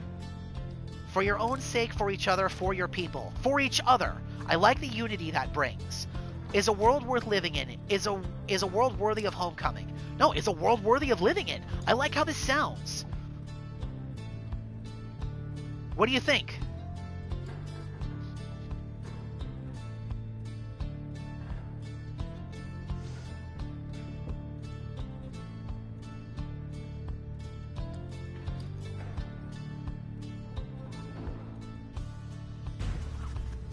If you can believe any of this, then believe above all in each other. Believe that the plan may yet be achieved.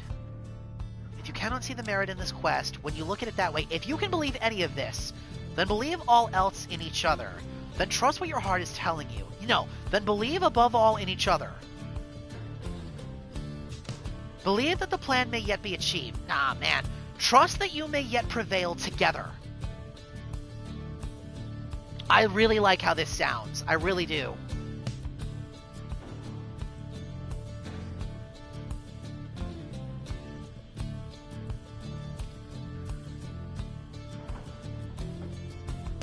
What do you think? How does this one look?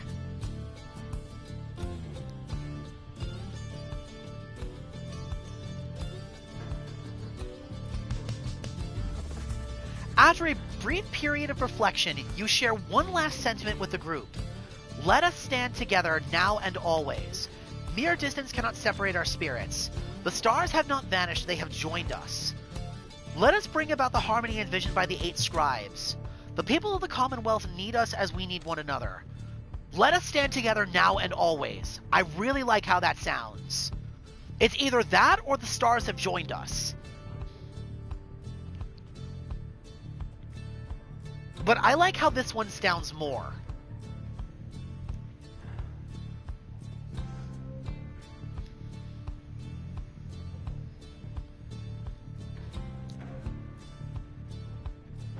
What do we think?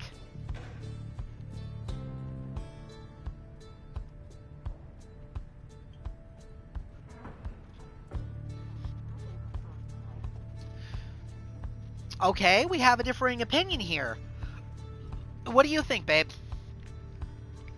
Between the two options, which do you like the sound of more? Ugh. I'll go with general consensus on this one.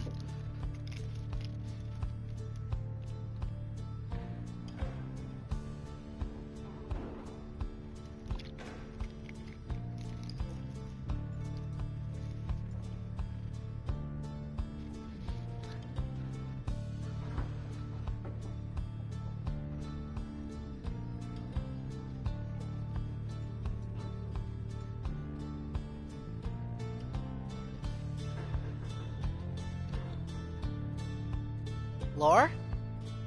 What do you think, babe? Baby Blue, my beloved, I am asking for your opinion.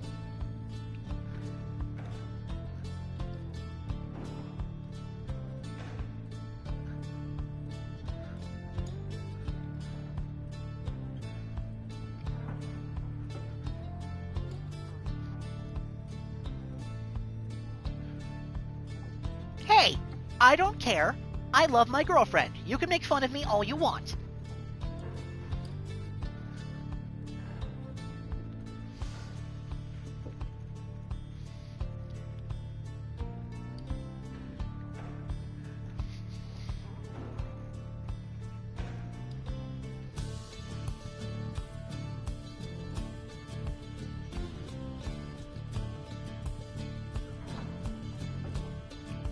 I am not getting an answer. I am Sag. We'll go with your decision then, Deej, because I actually like how that sounds too. The stars have not vanished, they have joined us. Then you join the others in silence. Thus do you remain together with your thoughts. No one speaks for a time, but then... That is so. You see them too then, reader. The scribes among the stars. How they are watching over us. Thou wouldst dare change this ancient world, reading one, and yet thy words are tinged with certain truths. Tizo vows to stand with you, no matter where your quest shall lead. Long may the stars remain a light for you, reader. All the while, Volfred remains watching you intently. Then his expression softens, and he smiles. You are right, of course, my kin. We are the Nightwings. It is precisely as you said. The stars have not vanished. They have joined us.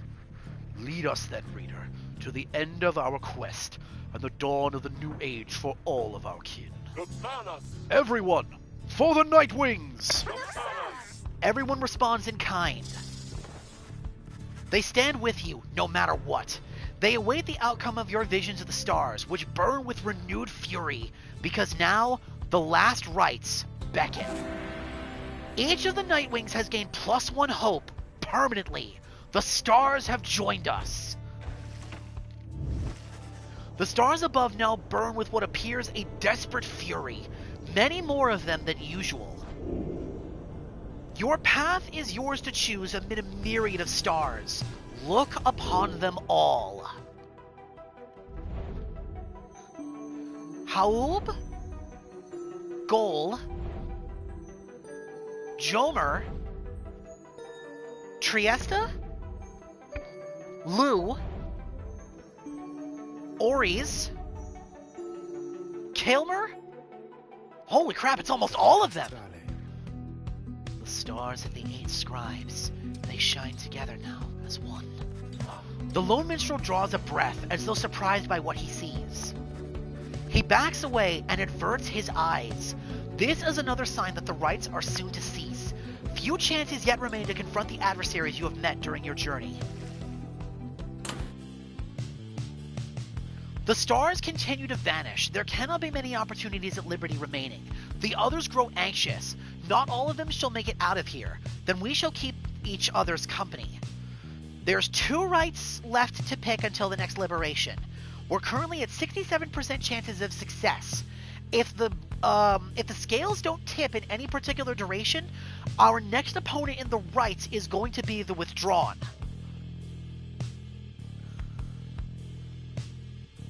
Alright. Let's see who our opponents are then. We have the option of challenging the Fate again. We have the option of fighting the Accusers, the Pyre Hearts, the Tempers, Chastity, the Dissidents, and Essence. It looks like we can challenge all of them.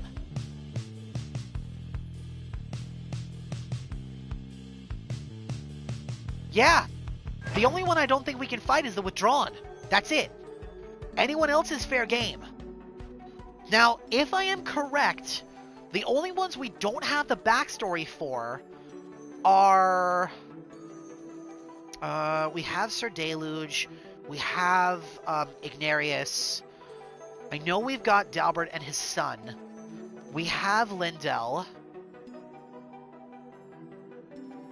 we have... no, I don't think we have Tamitha or Barker. So between the Dissidents and the Essence, what are you thinking here, guys? Should we go and take on the Curs, or should we go and take on the Harpies?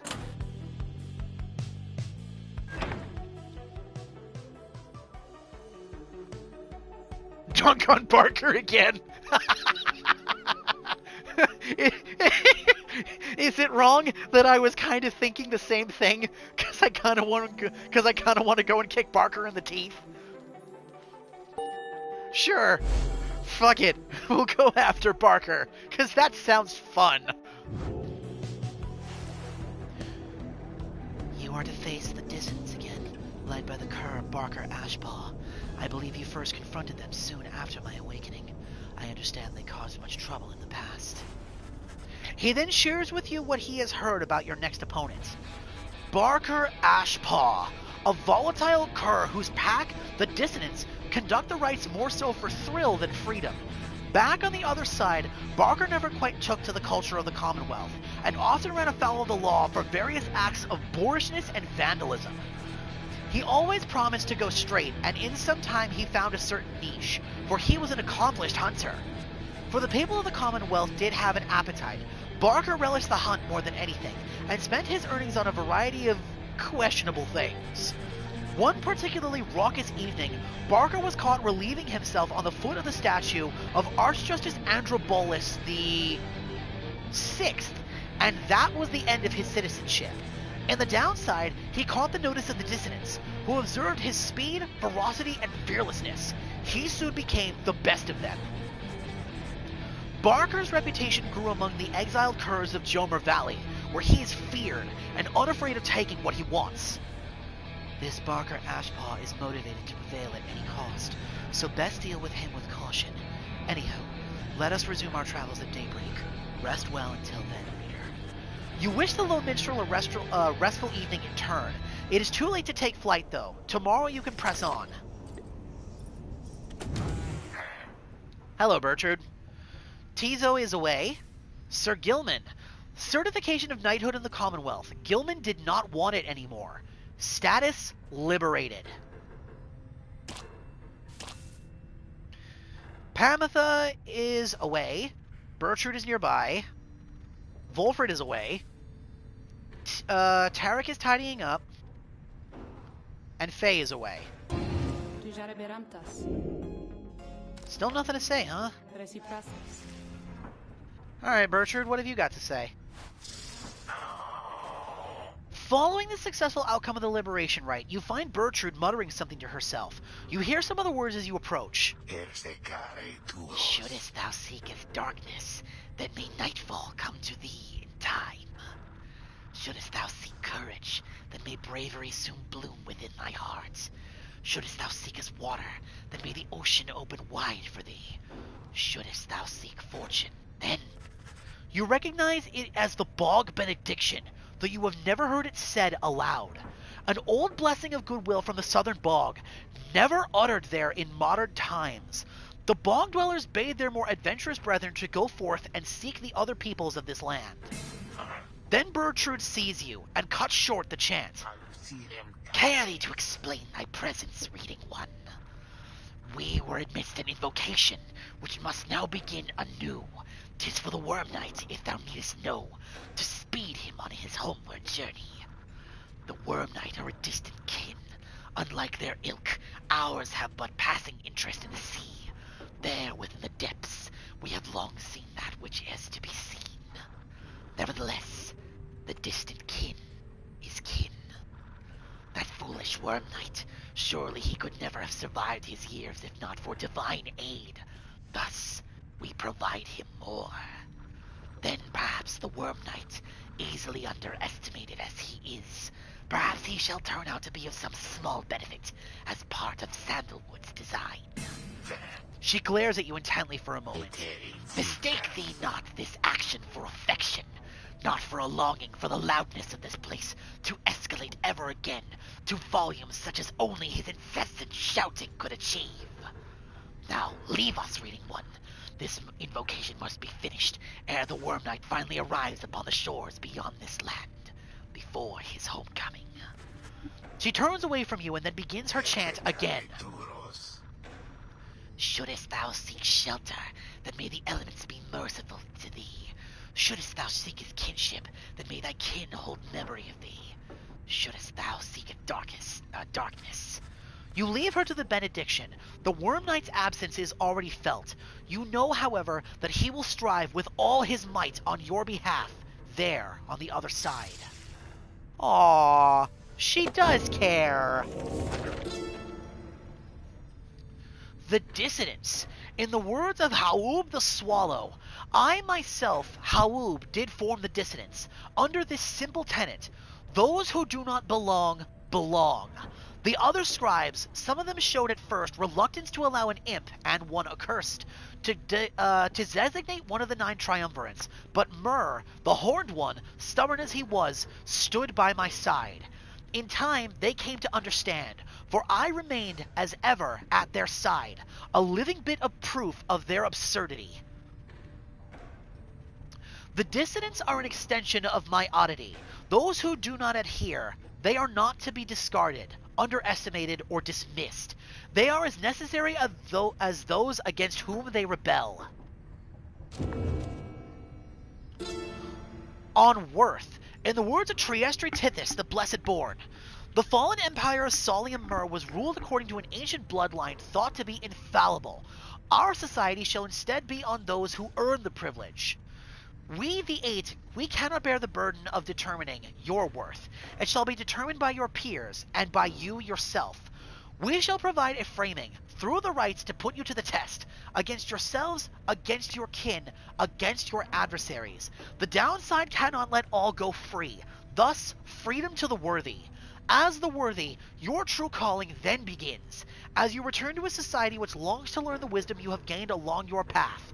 The worthy shall lead.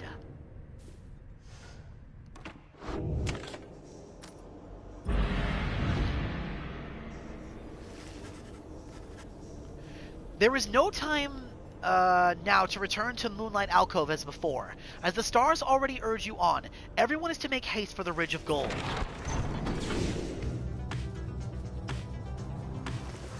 Volfred approaches as you fly above his hidden lair at Moonlight Alcove. You cannot help but wonder if you shall ever return there. Our dear alcove.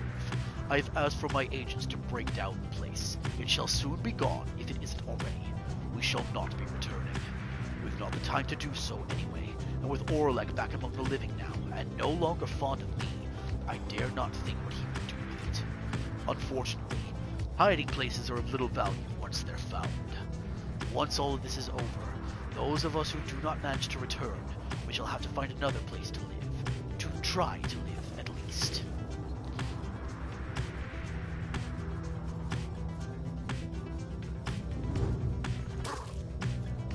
Oh, that was another howler I think I just hit.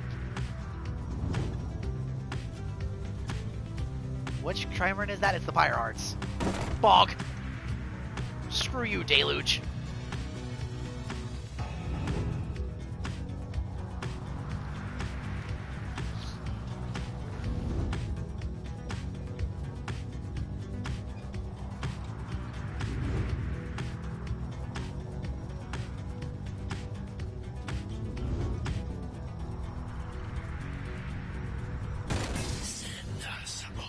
He who disbelieved in the rebirth of Yizlok, ye snuffed our Pyre's flame, prevailed, now ye flaunt across the skies.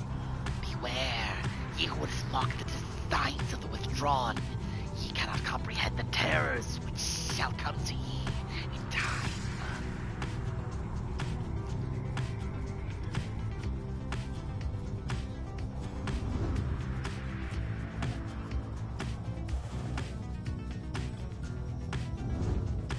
There's the Ridge of Gold. We're here. Alright. Hollow Route. The northern route to the Ridge of Gold goes through a small exile encampment. Volfred notes a powerful talisman is rumored to be buried on this path. Blooming Pool. The southern route to the Ridge of Gold goes through a human area packed with hot springs. Faye believes this is the fastest route. You should have time to pursue your vocations here. I'm assuming we're going for vocations because money. I don't really think we need any extra talismans right now. Most of the ones that we kind of want are from Ron anyway.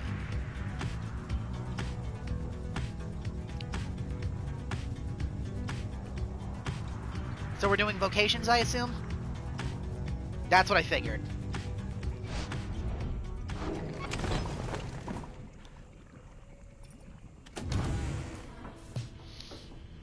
Tizo is away, Faye is away. Pamitha is away. Volfred's away. Bertrand's away. Tarek is exploring somewhere.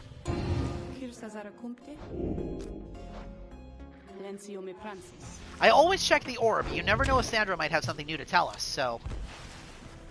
You spend a quiet afternoon in the lush overgrowth of Blooming Pool, surveying the area with some of your companions. Tizo, do you see anything yet? Because I don't.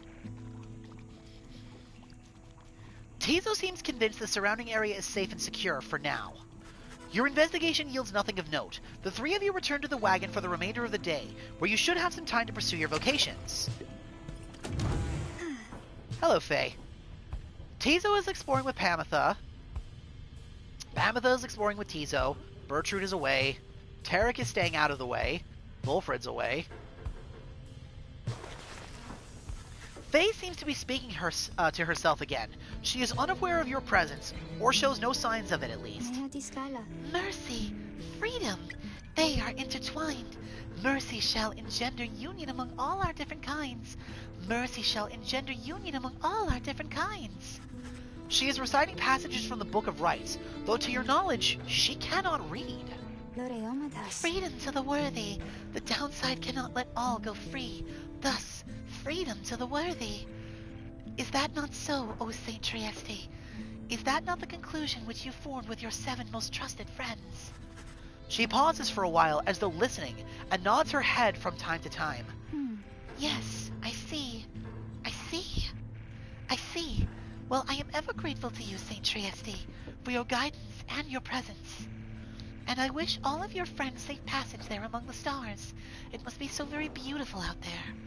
With your wings, you can fly freely, can't you, Saint? You can visit me at any time. Come and go as you please. From the stars all the way here. You do not need a pair of wings in order to be free. I know. And yet, sometimes I wish I was like you, or like Miss Panatha. But I know I am the way I am because I am meant to be this way, and I know that you are always watching. So, thank you, St. Trieste Tithys. Thank you, and your friends. She wanders out into the afternoon, leaving you there to consider her words. In the Commonwealth, her unwavering faith in the 8 scribes would have been seen as delusion. Such prayers or communion was forbidden. The scribes were mythical figures, but even they worshipped the stars. It was the stars that lighted the way for the founders of the Commonwealth, or so its leaders taught.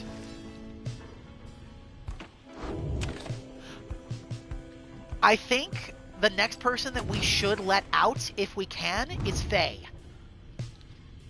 So we need to start bringing her into the rites so she can receive her enlightenment. I want to let Faye go next. I think that's what I want to do.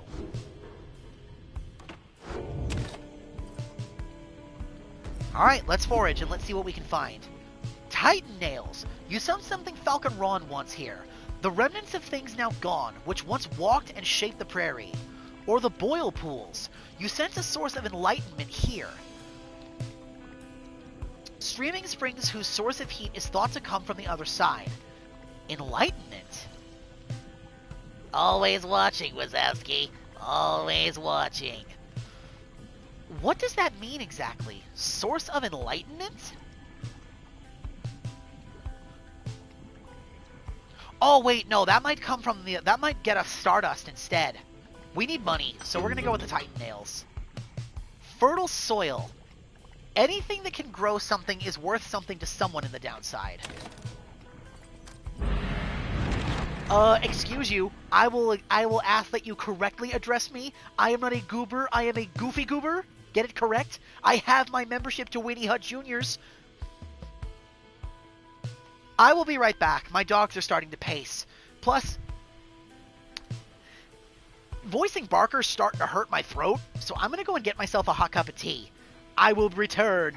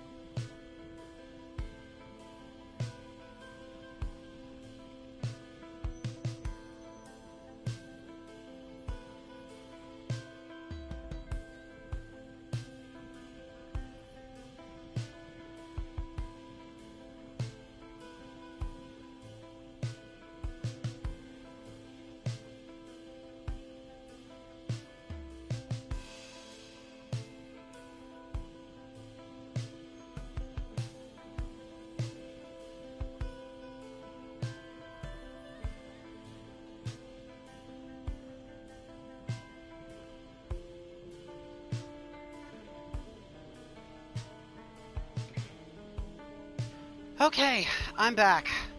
My apologies that took as long as it did. In addition to taking the dogs out, I had a bunch of other things I had to take care of.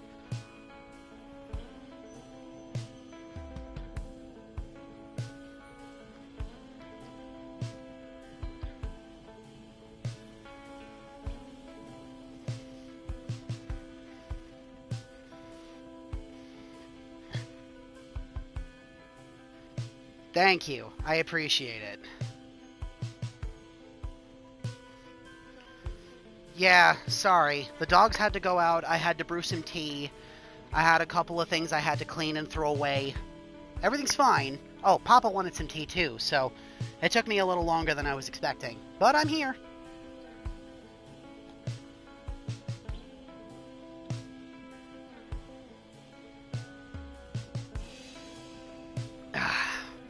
Alright. Let's get this road on the show. Time to go and kick Barker in the teeth. Halt, everyone. I beg you, please forgive my rudeness here. The Black Wagon has shuddered to a stop en route to the Ridge of Goal. There is a commotion as the lone minstrel motions for everyone to be still. Sorry. It's getting a little hot in here, so I'm trying to open my window up a little bit. There we go. Someone is here, along our path ahead. He points into the distance. However, when you scan the horizon, everything is still. You see no sign of whomever the lone minstrel referred to. Still, he indicates caution.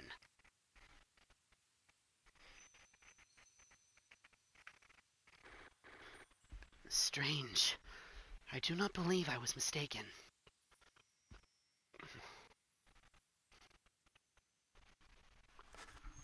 A tense moment passes, then another. Then the lone minstrel tenses up. Our guest.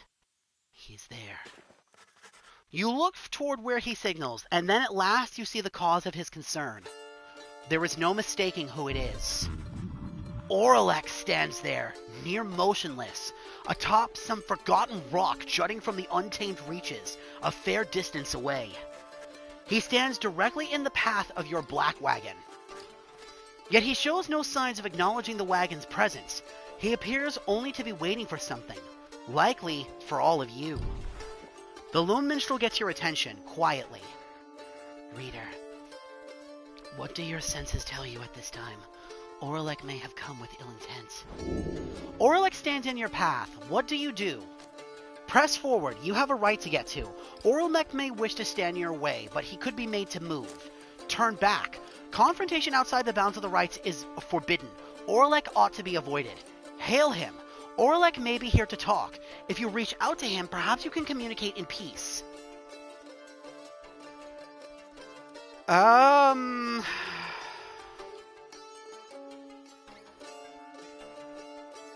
I don't think we should ignore him.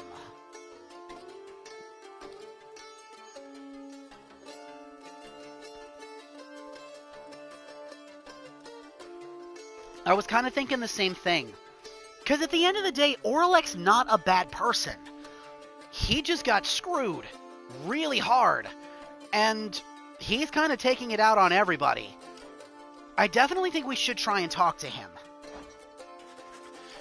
There has to be a way to reason with Oralek and bridge the differences between him and his former triumvirate. Perhaps he has come to negotiate. Perhaps you are correct. Let us try and make contact with him then as we proceed. You give the signal for the drive-ins to start the wagon and head towards him. But as you reach the point where Oralek once stood, it seems our guest has already departed. Let us remain watchful as we proceed on course.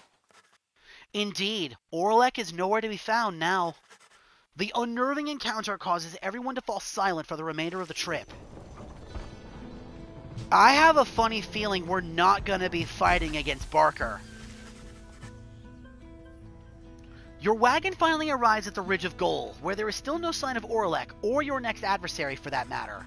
Your companions organize a quick search around the premises, leaving you to watch the wagon until the rites commencement. I got a bad feeling about this. Oh shit! Something is wrong. Someone is here, alone, with you. Hello, Orlek.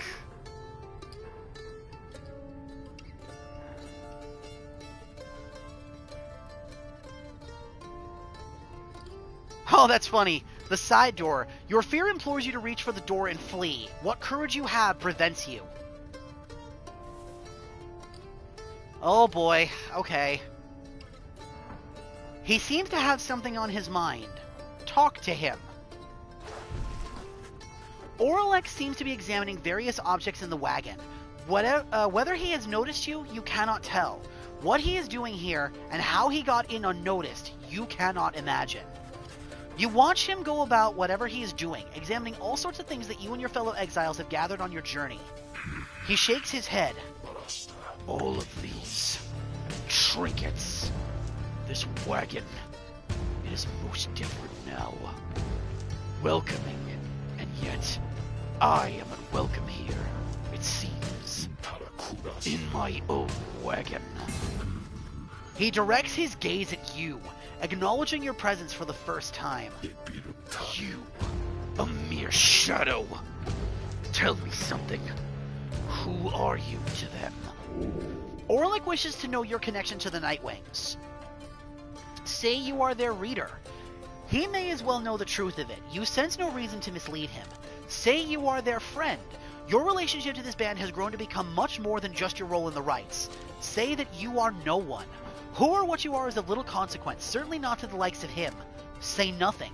Whatever he seems to be driving at, you can think of no compelling reason to comply. I mean, I see no reason to lie to him. We're trying to get through to him. So I would say we are their friend. Either tell him the truth and say we're their reader, or say we're their friend. I agree, but what's the correct answer? Because both are true, it's just...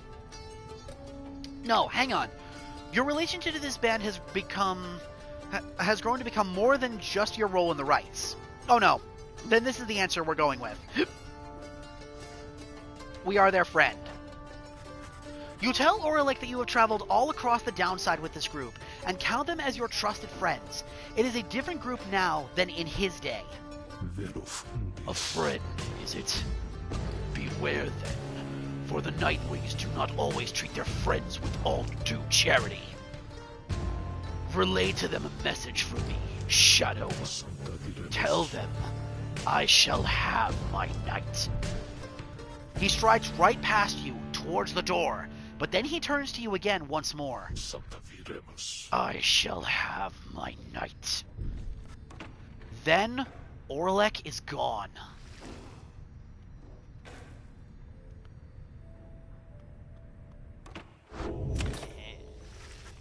Several of your companions return as you exit the wagon. You explain what happened.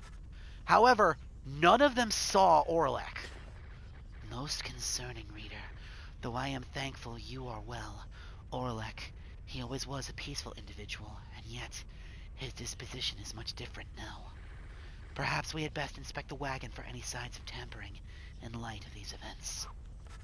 You and the others conduct an exhaustive search in and around the Black Wagon for any signs of objects missing or tampered with, as well as any signs of damage or foul play. The search yields nothing. No one finds any sign that anything was moved or tampered with. Even the drive imps seem calm. This incident leaves you questioning your own recollection of what happened. You try to clear your mind, for the rite is soon to commence.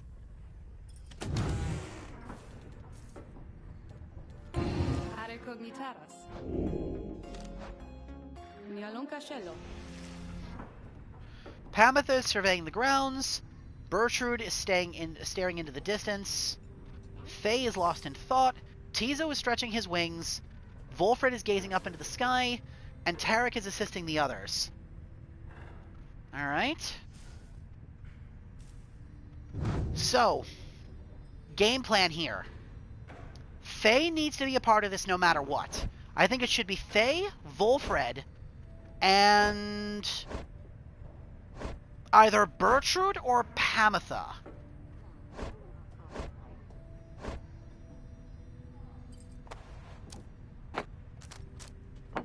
I'll give Faye the Burning Promise, because she's going to be in a bunch of the rites with us going forward.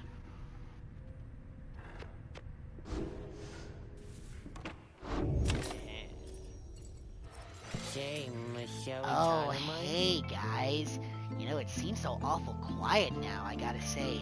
Without that slippery little character when he used to hang around with you, I mean. Say, Poppy. Talks like this a lot.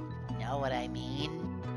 Hopefully he found what honor the thing he's going on about. We don't got that in stock just now. What's this? Typhoon Bottle! While the Bearer's Triumvirate is banished, adversaries are slowed and cannot use their abilities. Waters taken from the Deathless Tempest, which boil now with an even greater rage. Ooh.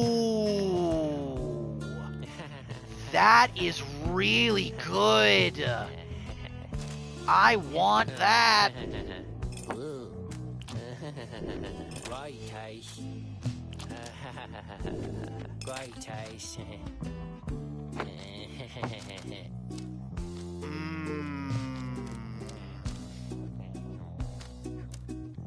Well, we don't need Sir Gilman's Ori's scale anymore.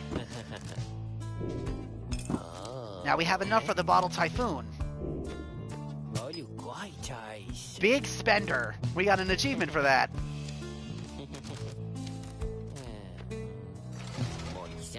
Tell all your friends about us, because I already told mine.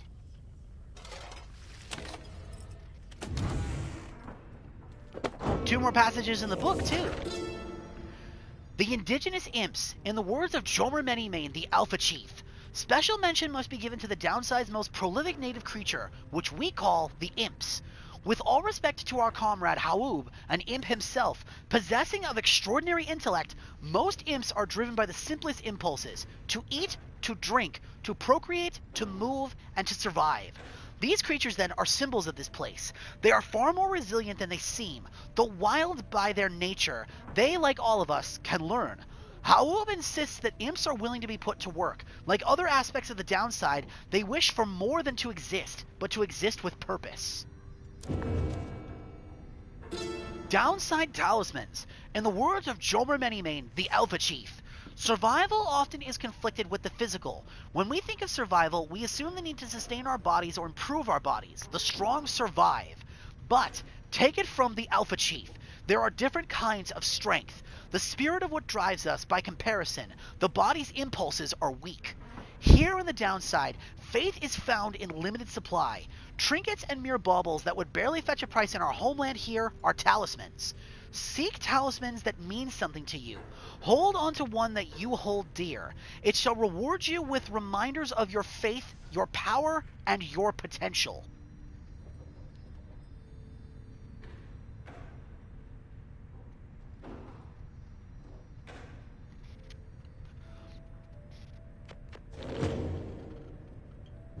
Okay, let me see here.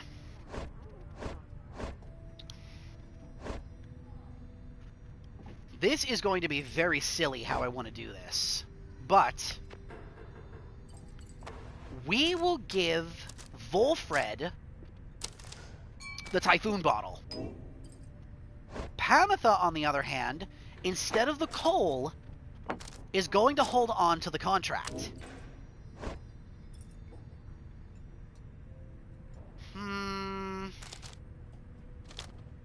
Do we want to do the Burning Promise? I think we should. Faye's one of our fastest, so... Unless... Nah, yeah, Faye should be fine holding on to the Burning Promise. We should be good with that.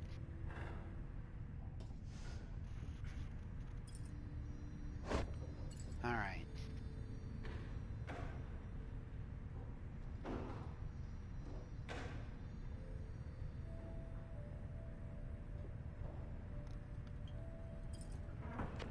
Okay, I think we're good to go.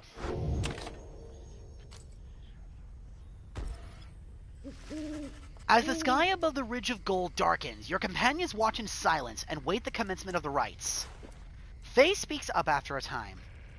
There they are, the 8 scribes among the stars. Now everything is ready, and the stars begin to shine once more, precisely as foretold.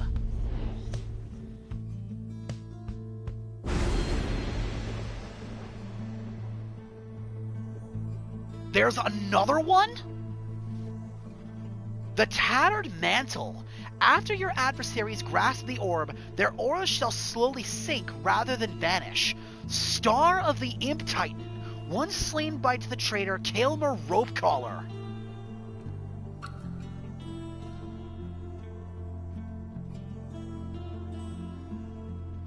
I think we can get away with that against Barker and his pack.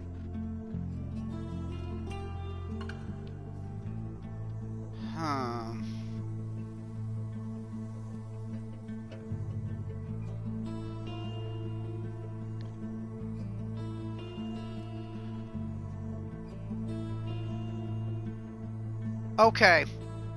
This is gonna be kind of dangerous, but against Barker and his pack, I think we can get away with a couple of Titan Stars. So let's do the Tattered Mantle. The Tattered Mantle. We'll do Dullness the Locket. Dullness the Locket. And I think Bylanthius. Bylanthius. So adversaries shall each deal an additional 5 damage to your Pyre.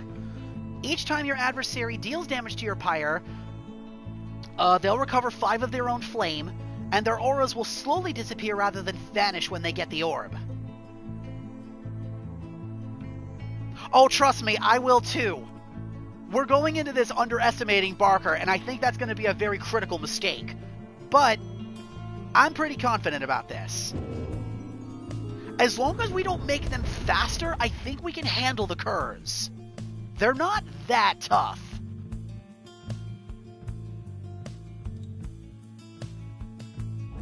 Ah, the infamous Raider returns, along with their remaining retinue of miscreants.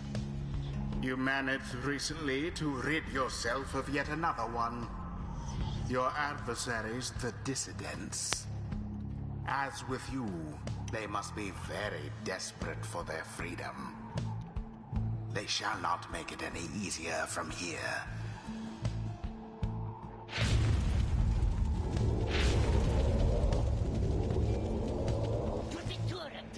Smell that, mates? Looks like we're gonna have to take this one a little serious this time.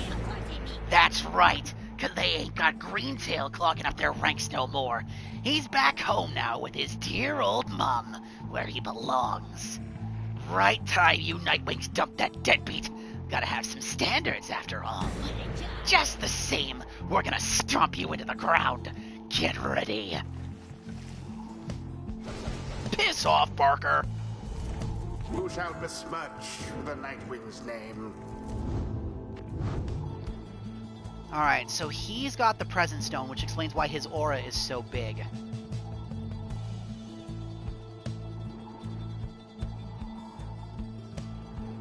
Oh, wow. Prayer Beads. The bearer has a chance to avoid banishment after plunging into the enemy's pyre at 85%. They all have that. Every single member of Barker's pack has it. And again, they're all Curs. All with the same bonuses as him, too.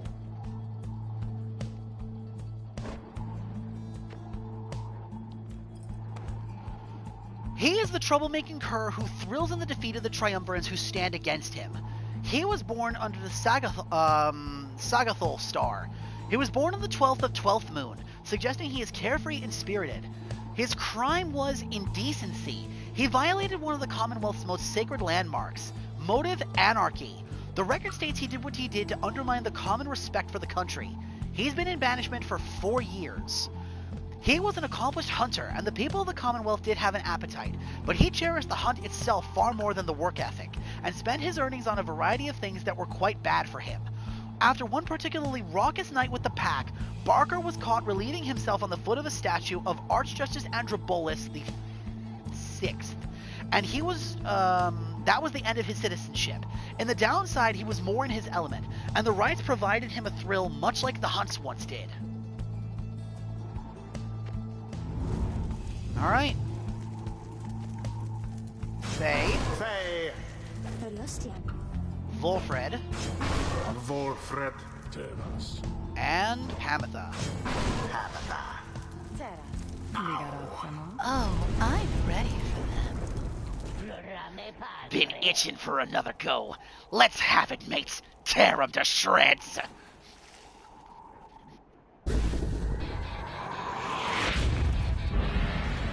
commence. Beware the adversary's aura.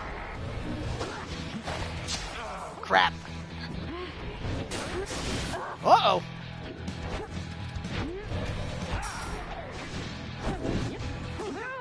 Crap. Careless.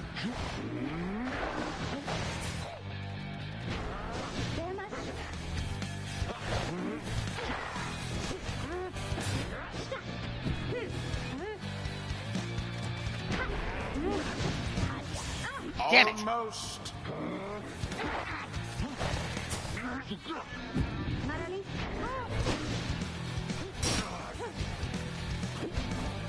They're actually putting up a bit of a fight this time. Now to the flame.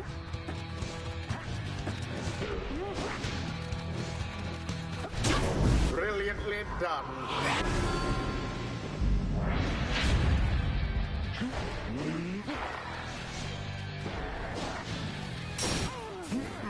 My. Uh-oh. For the night wings. Nope. Not happening, Barker.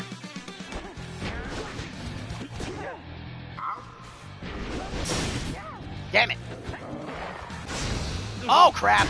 That Barker Asspaws sure is rather quick. Good. Yes. Aye, not bad. Not bad, I gotta say. Go on now, you keep at it, Barker boy. Just like a dear old mum were here. You just keep at it now, you understand? No pressure now. No pressure, eh? Alright, mates. Time to get real angry now and show 'em what for. Come on, let's boil some blood, eh? The orb. Onward thus to greater glory. Now go on, just once more.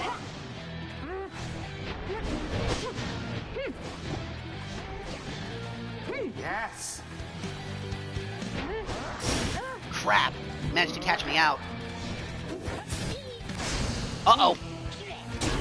Well, I dare say. That's kind of annoying, but that's okay. Now. Damn, I keep forgetting about the delay with her jump.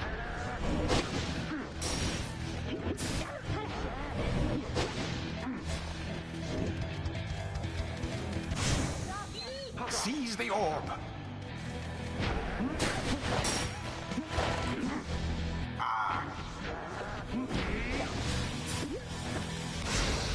Damn it.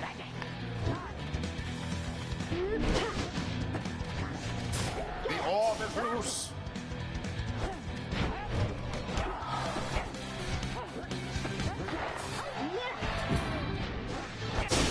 Crap. Why did I do that? Got it. And it is done. Screw you, Barker. The Nightwings prevail. 'Twas the will of the 8 scribes which kept their flame alive. The rite is complete. What happened back there, mates? I'll have your hides for this. Bask now in the wisdom of the scribes.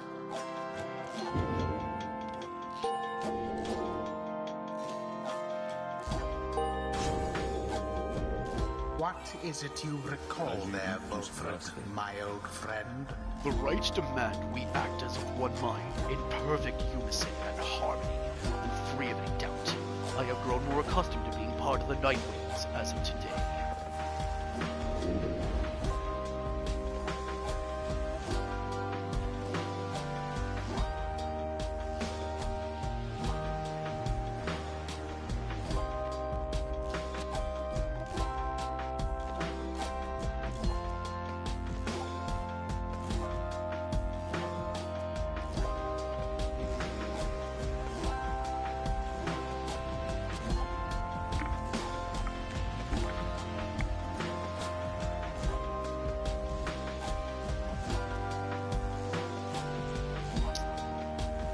I kind of want Volfred's Guardian Shield ability, so we'll go with Final Kindling. You may go now, at your earliest convenience. Whew.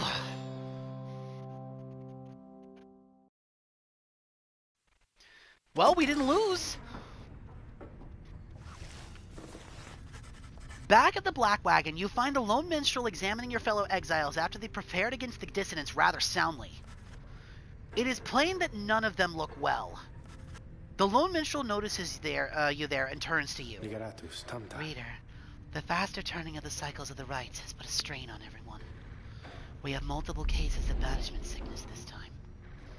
It is fortunate that your other companions are available to conduct the coming rite, because I fear that this group here requires rest.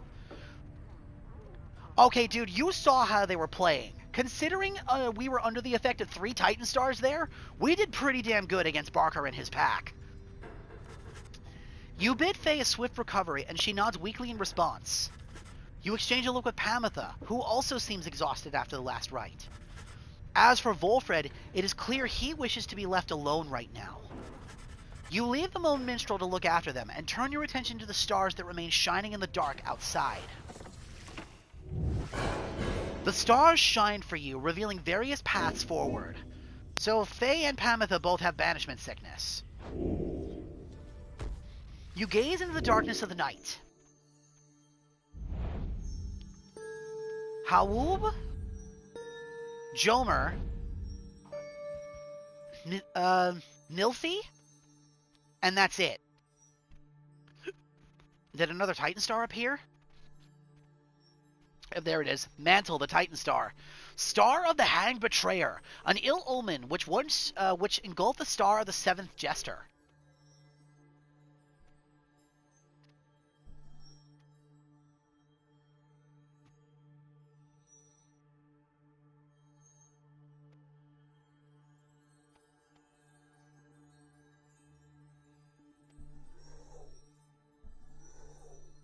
I think that's it. So who are we going up against next?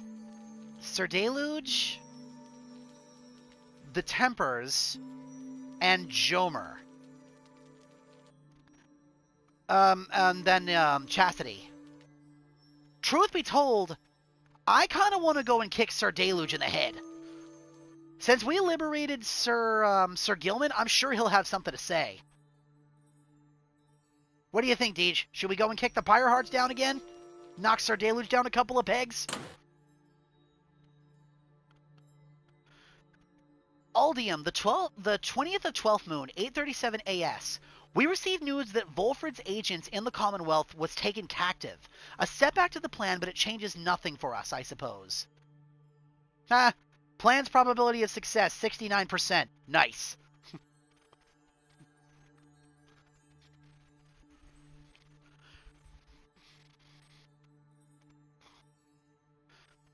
So far, we have a completely flawless record, by the way. We have 20 wins versus everybody else's loss record. I'm pretty impressed with that, honestly. Alright, Sir Deluge, prepare to get kicked in the teeth.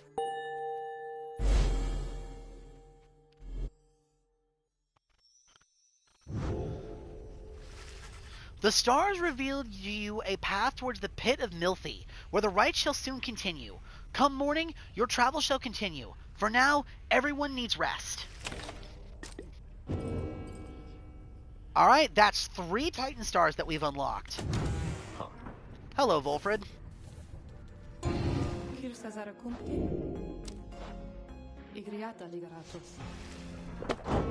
What do we got here? Biolanthius, in the words of Under King Oris, the Sea Soldier Janur, how very crafty of our muzzled friend Jomer. That one quite so diminutive as he did manage to prevail against the High Titan called Biolanthius. Despoiler of the Valley, Biolanthius did fall, at last into a deadly trap, which doubtless he deserved, crushed under the weight of 16,000 tons of beetle dung. He was, though how our Jomer gathered all the stuff only to send it crashing down, he has refused to say. From the High Titan flowered a fresh, rejuvenating spring, which gladdens up that valley's desolation quite a bit. As for Jomer, why, he and his legendary Jawblade set a most impressive mark of valor, to that which one aspires. Impressive work, Jomer. He crushed that Titan under 16,000 tons of beetle dung? I don't think I want to know. Dullness the Locket. In the words of Under King Oris, the Sea Soul Janur, doubtless you have seen the Black Basin, whose seething fissures yet spew noxious flame and vapor at the stars, and you have seen the remnants of the wrath of Dullness, also called the Locket, for within himself he held the fires and the rage which shaped this very land. The Ash Titan, he did threaten to devour us as we delved deeper into the reaches of the downside, till we at last outsmarted him, quenched his flame we did, when we lured an inauspicious storm his way. And so, whilst the Ash Titan has felled the sopping coward, we can see his handiwork remains. The blackened crags forever bespeak the danger which he poses.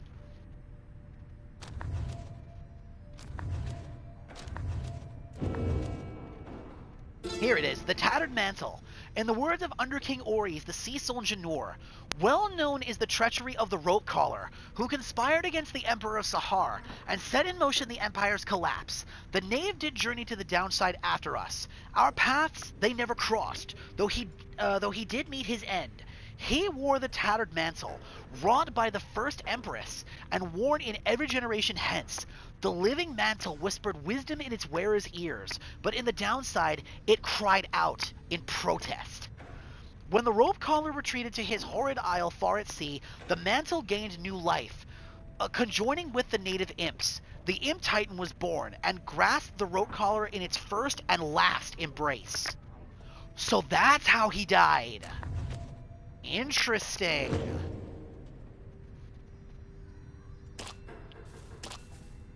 Then do you maybe just want to call it here if you're getting tired, dude?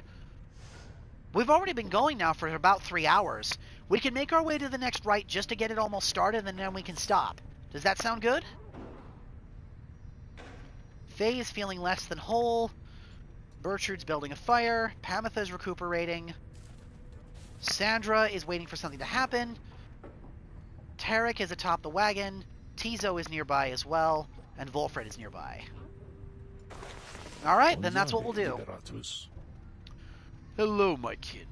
Tizo and I, we were just reminiscing on old times. Tizo was happy to see Volfred back among the Nightwings once again.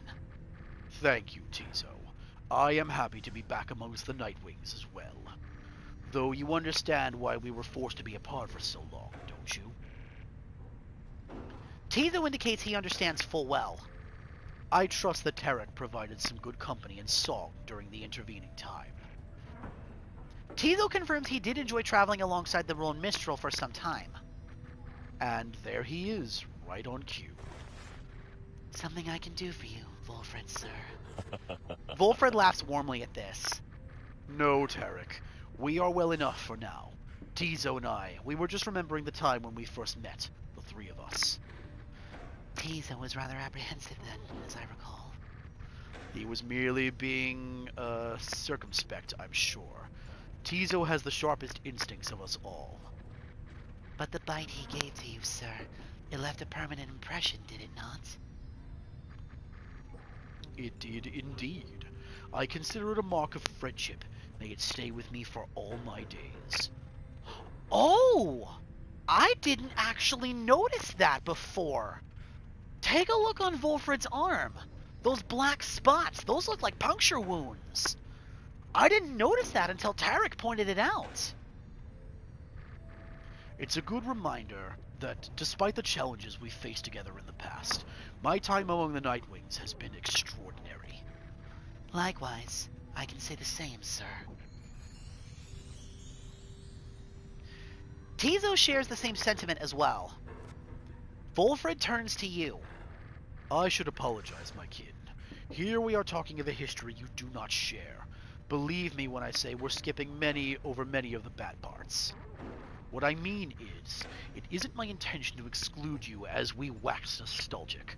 The Nightwings that you know, we are a strange assortment, are we not? Those of us who share some kinship from the past, I suppose we cannot help but seek some warmth in it. But it should not be the exclusion of the friendships that we forge right now. So please, why don't you join us for a bit?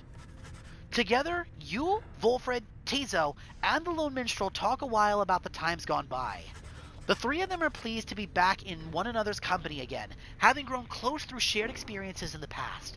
Just the same, they have welcomed you into the group. In spite of the hardships you have faced, some of these idle moments that you shared together may one day form memories you will think back on with fondness. Soon, the conversation winds down, though it lifted all your spirits for the while. Aww. Alright, let's get going. Time to go and kick the Pyre Hearts in the teeth. Or at least get set up to do it. Oh, that's Tamitha's group. Come here, you. Come back here. Aww.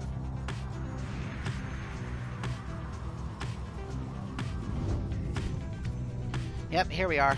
Okay. The northern route through the Flagging Hands crosses a mass grave. Tizo spots a convenient landing here where you should be able to pursue your vocations. Plaguemont, the middle route through Flagging Hands, cuts straight to the Pit of Milthy. Tamitha expressed an interest in taking this route to the Pit of Milthy. I'm assuming we're going for the vocations for more money?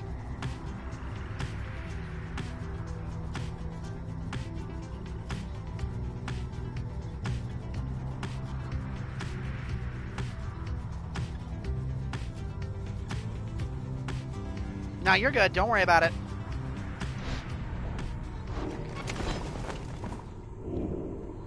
The Beyonder Crystal seeks Volfred.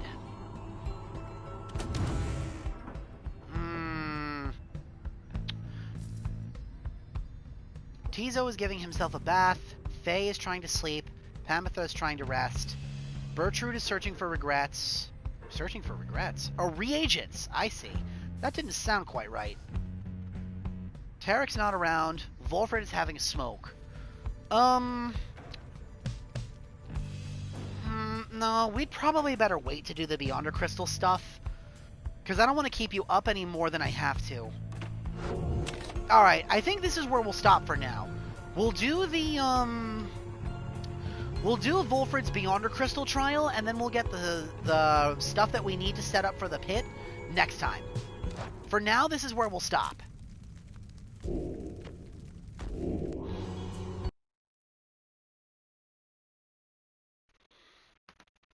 Cool. We made a lot of progress.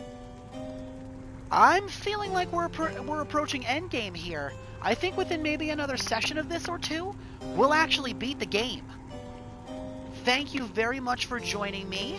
Babe, I'm glad you could be here with us for this. I hope you had fun. You both take care. I will talk to you later. I love you both very much. Thank you all very much for watching. Have yourselves a fantastic night, and I'll see you all next time when we pick this up. Have a good night, you two. Bye, baby. I love you so very much. Bye, Deej. Have a good night's sleep.